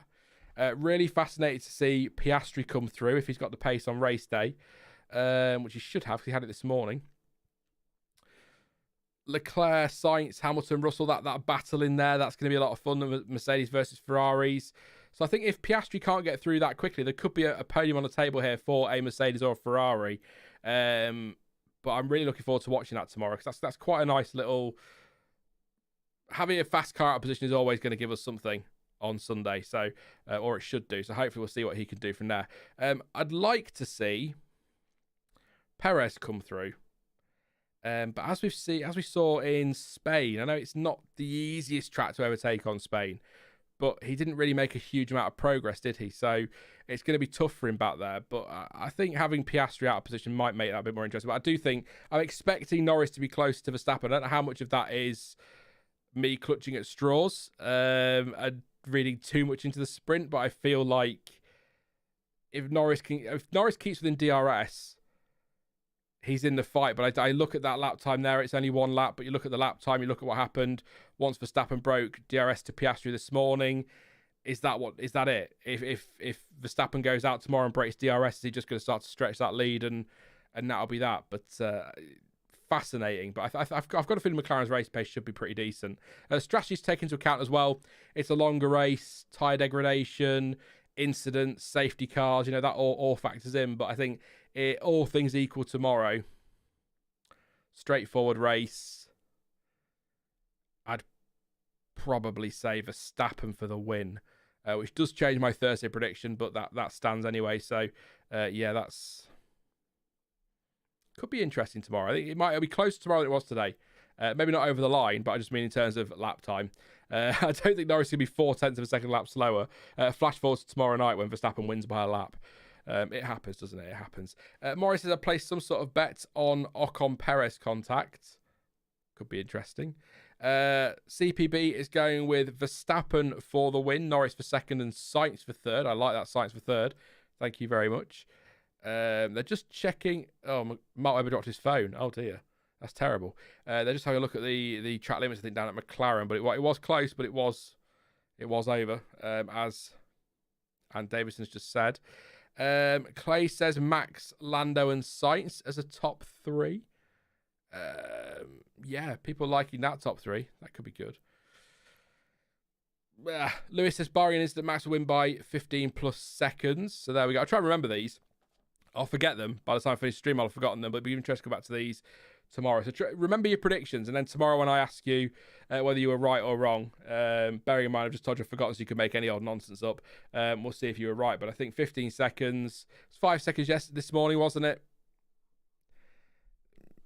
It's all going to come down to the race pace of that McLaren and how Lando Norris is feeling. He looks... with all due respect, he looks absolutely dreadful. He's not well at all, is he, this weekend? So he hasn't been for a few weeks. So it doesn't appear to have hampered his form too much over the last few weeks. So hopefully he'll be feeling better tomorrow. But doesn't look too well. Nothing really to add. I'm not finding anything on socials to tell you about. So I think we're probably going to round it up there. I'll tell you, we'll go to half past. 8 minutes. Haas double points, says CPB, question mark. No. I think well, maybe I fancied Albon for a point this weekend, but I think 16th to 10th without too much drama is not maybe likely, but he was pretty pacey this morning, made some places up, so maybe. But I think double Haas points would be pushing it. I think it'll be a Haas and an Alpine, or a Haas and an RB, or an RB and an Alpine, something like that. But I don't think double points for them. But then the last two, is it 2 in a row now for Alpine double points finishes? So there is a possibility that something could happen there. So we shall see. Lando does remind me of that kid in school that was always ill. Fair enough. There you go. Fair enough. And can we all hope for a Max DNF for the sake of the championship? I think we're going to need, if there's going to be a drivers' championship fight, we need multiple Max Verstappen DNFs, and somebody, in this case Lando Norris, currently second in the championship, has to be the one to capitalise when he isn't there. But I suspect it's constructors that could be interesting. It could be interesting. Lando really does like this circuit, so can hope for a bit of a charge. Yeah, it's where that last lap Lando nonsense came from, wasn't it? With that fastest lap back in 2020, that final lap, sorry, where he took the podium with Hamilton's penalty. I think that was 2020. Season opener. He got everyone very excited. So, but I think the drivers' championships, I keep saying, Verstappen, unless he goes on a horrific run and the car starts blowing up or whatever, then I think he has got to take a penalty probably for a new engine, because his other one sounds like it's going to be going in the bin. So he might have to take a penalty at some point in this season, which is possible anyway. So that might help, but I think you'd need a lot of luck for this to swing. But I think the Constructors' Championship, particularly with Perez's current form, is where this fight is going to be. And that's the point I made at the start of the stream, with people complaining about Piastri passing Norris and how that was bad and blah, blah, blah. But actually, if the Constructors is what is the only hope McLaren have of winning a title this year, then it doesn't matter who's second and who's third. It's just getting those cars to the end. So, although I do respect the point that maybe Lando would have been closer come the end. There you go. Yes, we did have the weird... I was thinking about the weird robot trophy delivery things earlier, and I couldn't remember if that was a COVID thing or whether that was something they were trying because they thought they looked cool. I couldn't remember. I need to go read up on it later. Yeah, they were a thing, weren't they? Hey Vesk says Lando's last lap in that Australian Grand Prix is why I think engine modes like the party mode should be allowed. I'm bummed they banned them. I think teams should be allowed to use whatever's at their disposal. So I get why they banned the party modes, or I understand why they decided to. But I do agree. I think I'd much rather have drivers and teams be able to turn the engine up when they need to, and I just think that's would have been great. It was a COVID thing, was it? Oh, there we go. Yeah, awesome. What happened to Oscar? So Oscar Piastri, he had his lap time deleted, but his lap time that was deleted would have been good enough for P3, and he was just over the white line. It was very close, but that was at the exit of turn 4. So it's the right decision, but it would have been P3 without that. So if you're a Piastri fan, don't worry about his pace. It is there. Just unfortunate that he was wide at that corner and had his time deleted. Not the only one. Leclerc had his lap time deleted as well. I've lost the timing now, so I don't think I can check which one that was for. But yeah, he's lost that time as well. So yeah, there you go. Verstappen on pole for tomorrow's Austrian Grand Prix. Norris second, Russell third, Sainz fourth, Hamilton fifth, Leclerc sixth, Piastri seventh, Perez eighth, Hulkenberg ninth, Ocon in 10th. I don't know why I'm struggling today with my Piastris and Perez's. They're different drivers, different people, different cars, but somehow I keep cocking it up. So let's have a quick scroll through the chat, see if there's anything I've missed, and we'll see what is. Check socials as well. Nothing that I can see. No, I don't think we're getting decisions. I think, get following you, Chris Medlands, on Twitter. He will let you know as soon as that info comes through, I'm sure. But I don't think we'll hear anything from the FIA on these decisions anytime soon. They've not done a replay yet. Let me have a look at... Let me search that on Twitter, actually. Verstappen pit exit or Verstappen slow or something like that. See if there's any videos that have been circulating. That's not what you wanted at all, Sean. There we go. Let's see if there's a video anywhere. It'd be kind of cool. But probably not. Well, that's all. No, I can't see anything. I just want to see this video because I want to see what it is. Do you know what I mean? It's like one of those things where I didn't see it on the live feed, so I just want to see if it's crazy slow or nothing at all. I don't know. Let's see what the race fans are saying. Under investigation, driving necessarily slowly or too slowly. That was in Q3. No. Doesn't appear to be anything. No. We'll keep it. We'll keep it on Twitter. The nice thing about this is the way McLaren can boot race a weekend and be so confident after just one season, one session. Very happy overall. Big step forward for McLaren. They've come a long way in 12 months, haven't they? Definitely. What would you rather see more? Ferrari winning the drivers' constructors titles as well as WEC and Le Mans, or another Man United treble? Ferrari all day long. CPB. I like my football. I'd love to see that again. But Formula One is the one. Formula the one for Sean. So there we go. I feel Verstappen stays ahead and cements his win by turn 4. Ocon and Nico collide at turn 1. Safety car forces a restart. And then Sergio Perez wins with one of his little funny comebacks. That'd be a cracking race. That'd be a lot of fun. Definitely. I'd enjoy that one. And predictions for tomorrow's start. I reckon Norris is 4th by turn 5, says Warden. I'll go Leclerc P4 by turn 3. A good start again, like he had this morning. There's bias there as well, don't forget that. And Perez P10. Not to have a go at Perez, just because we've seen a few times this season he does have a tendency to get a bit of a sloppy start sometimes, and that can hamper his race. But yes, we'll leave it there. We'll wrap it up then. We'll wrap it up. Let you all go get on with your Saturday. Thank you for your CPB Magnums. I love a Magnum. Sorry.